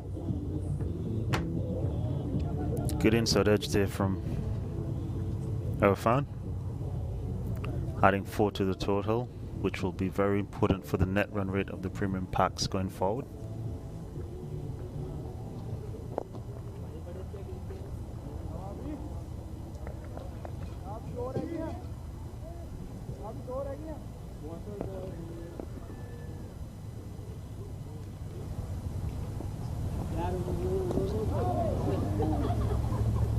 You can't believe that's not played on either.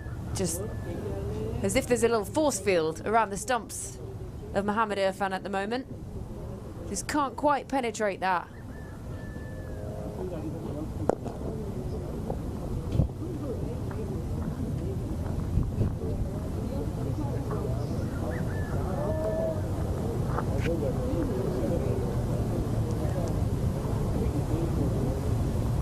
Well, 17 overs gone. 94 for 9 is the score. It's undeniable standout bowler from the Americans.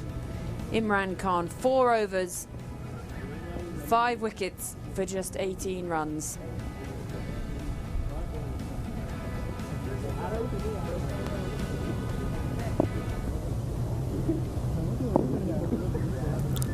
Well, Gurbash is going to try and end it here.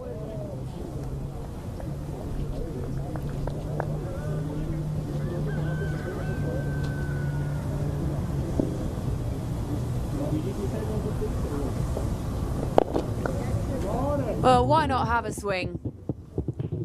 And that's gone big. He's got different plans to Gurbash as he brings up the premium Paks 100. He's gone straight and long, right back over the bowler's head, all the way for 6. Beautiful shot. Much needed. And the premium Paks will take anything that they can get at this point.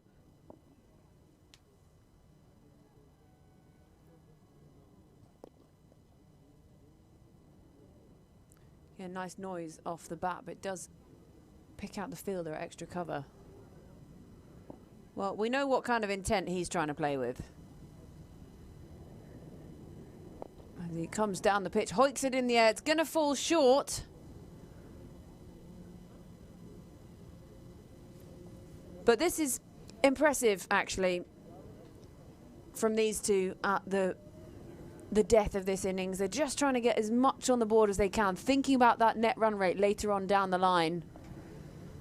And Mohammad Irfan's footwork, or lack thereof, is perhaps slightly questionable. But he's still there, and he's got 6 to his name. And he's bowled. That is it. That is the end of the game. The premium Paks have been all bowled out for 101. Mohammad Irfan, the final wicket to go. Gurbash says, you miss, I hit, I want this all over with. And that is the end of the innings. Well, it was a procession at the end to victory. The premium Americans, they started this game with such ferocity. They were slowed at times, but they've taken it to a victory, and it's a hefty victory. 55 runs. And the premium Paks are all bowled out for 101 in 18 overs. Gurbash picks up his second. 2 for 10 for him from just 2 overs. 5 for Imran Khan. And this is how it all ended.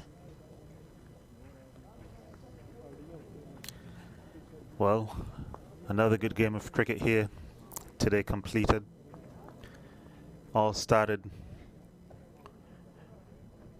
with premium Americans batting first, getting off to a flying start by Yannick Otley and Gerard Erasmus.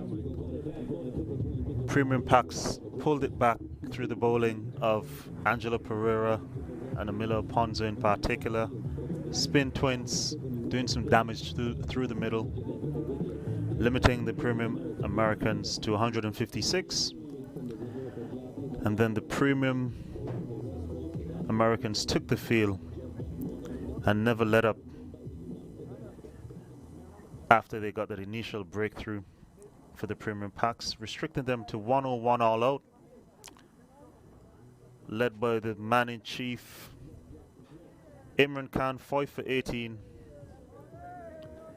Good comeback win for the premium Americans after defeat yesterday. Premium Paks first game of the tournament, suffering a defeat, but with lots of time left in the tournament, I'm sure that they'll go back to the drawing board, assess where they went wrong, and come back fresh for tomorrow.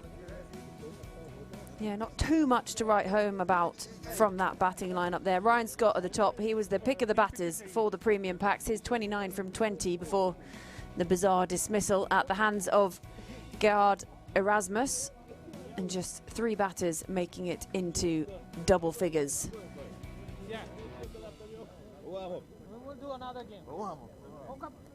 Just their first game of the tournament. They stuck at it at the end. The premium Paks. And you never know how vital those last few runs from that partnership at the end could well be. Well, when it comes to bowlers, You wouldn't mind looking at those figures if you're Imran Khan. 5 for him, 2 for Gerbach. He picked up the last wicket at the end there, and 1 apiece for Erasmus, Khan and Abhinder Singh. Sheldon Cottrell with 12 from his 2 overs without a wicket. And that is the story of the game. Premium Americans winning it by 55 runs. Convincing win for them. What a fight back from yesterday after that loss at the hands of the Windies. Premium Paks, well, there's some work to do. They've got to go back to the drawing board, but this is only their first game. They're beaten by 55 runs. And I believe the wonderful Roshni has the player of the match down for a little chat.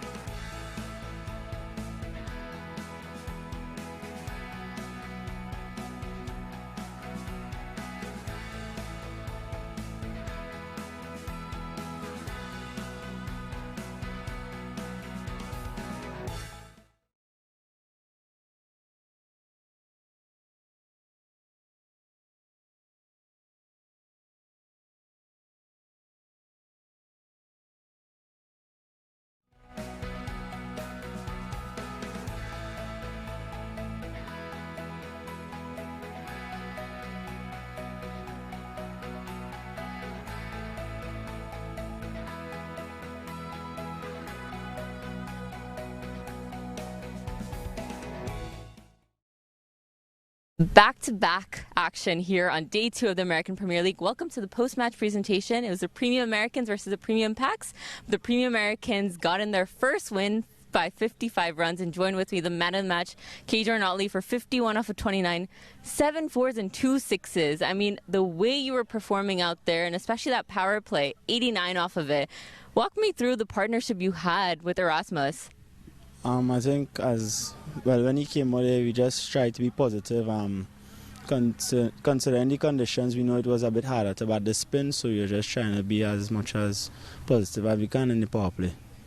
And speaking of the conditions, I mean, the way you guys were batting out there and the way you were scoring runs, I mean, we were looking at a pretty hefty total. I know once both of you guys got out, you know, the team wasn't able to, you know, score as many runs, but is it because of the way the wicket was playing?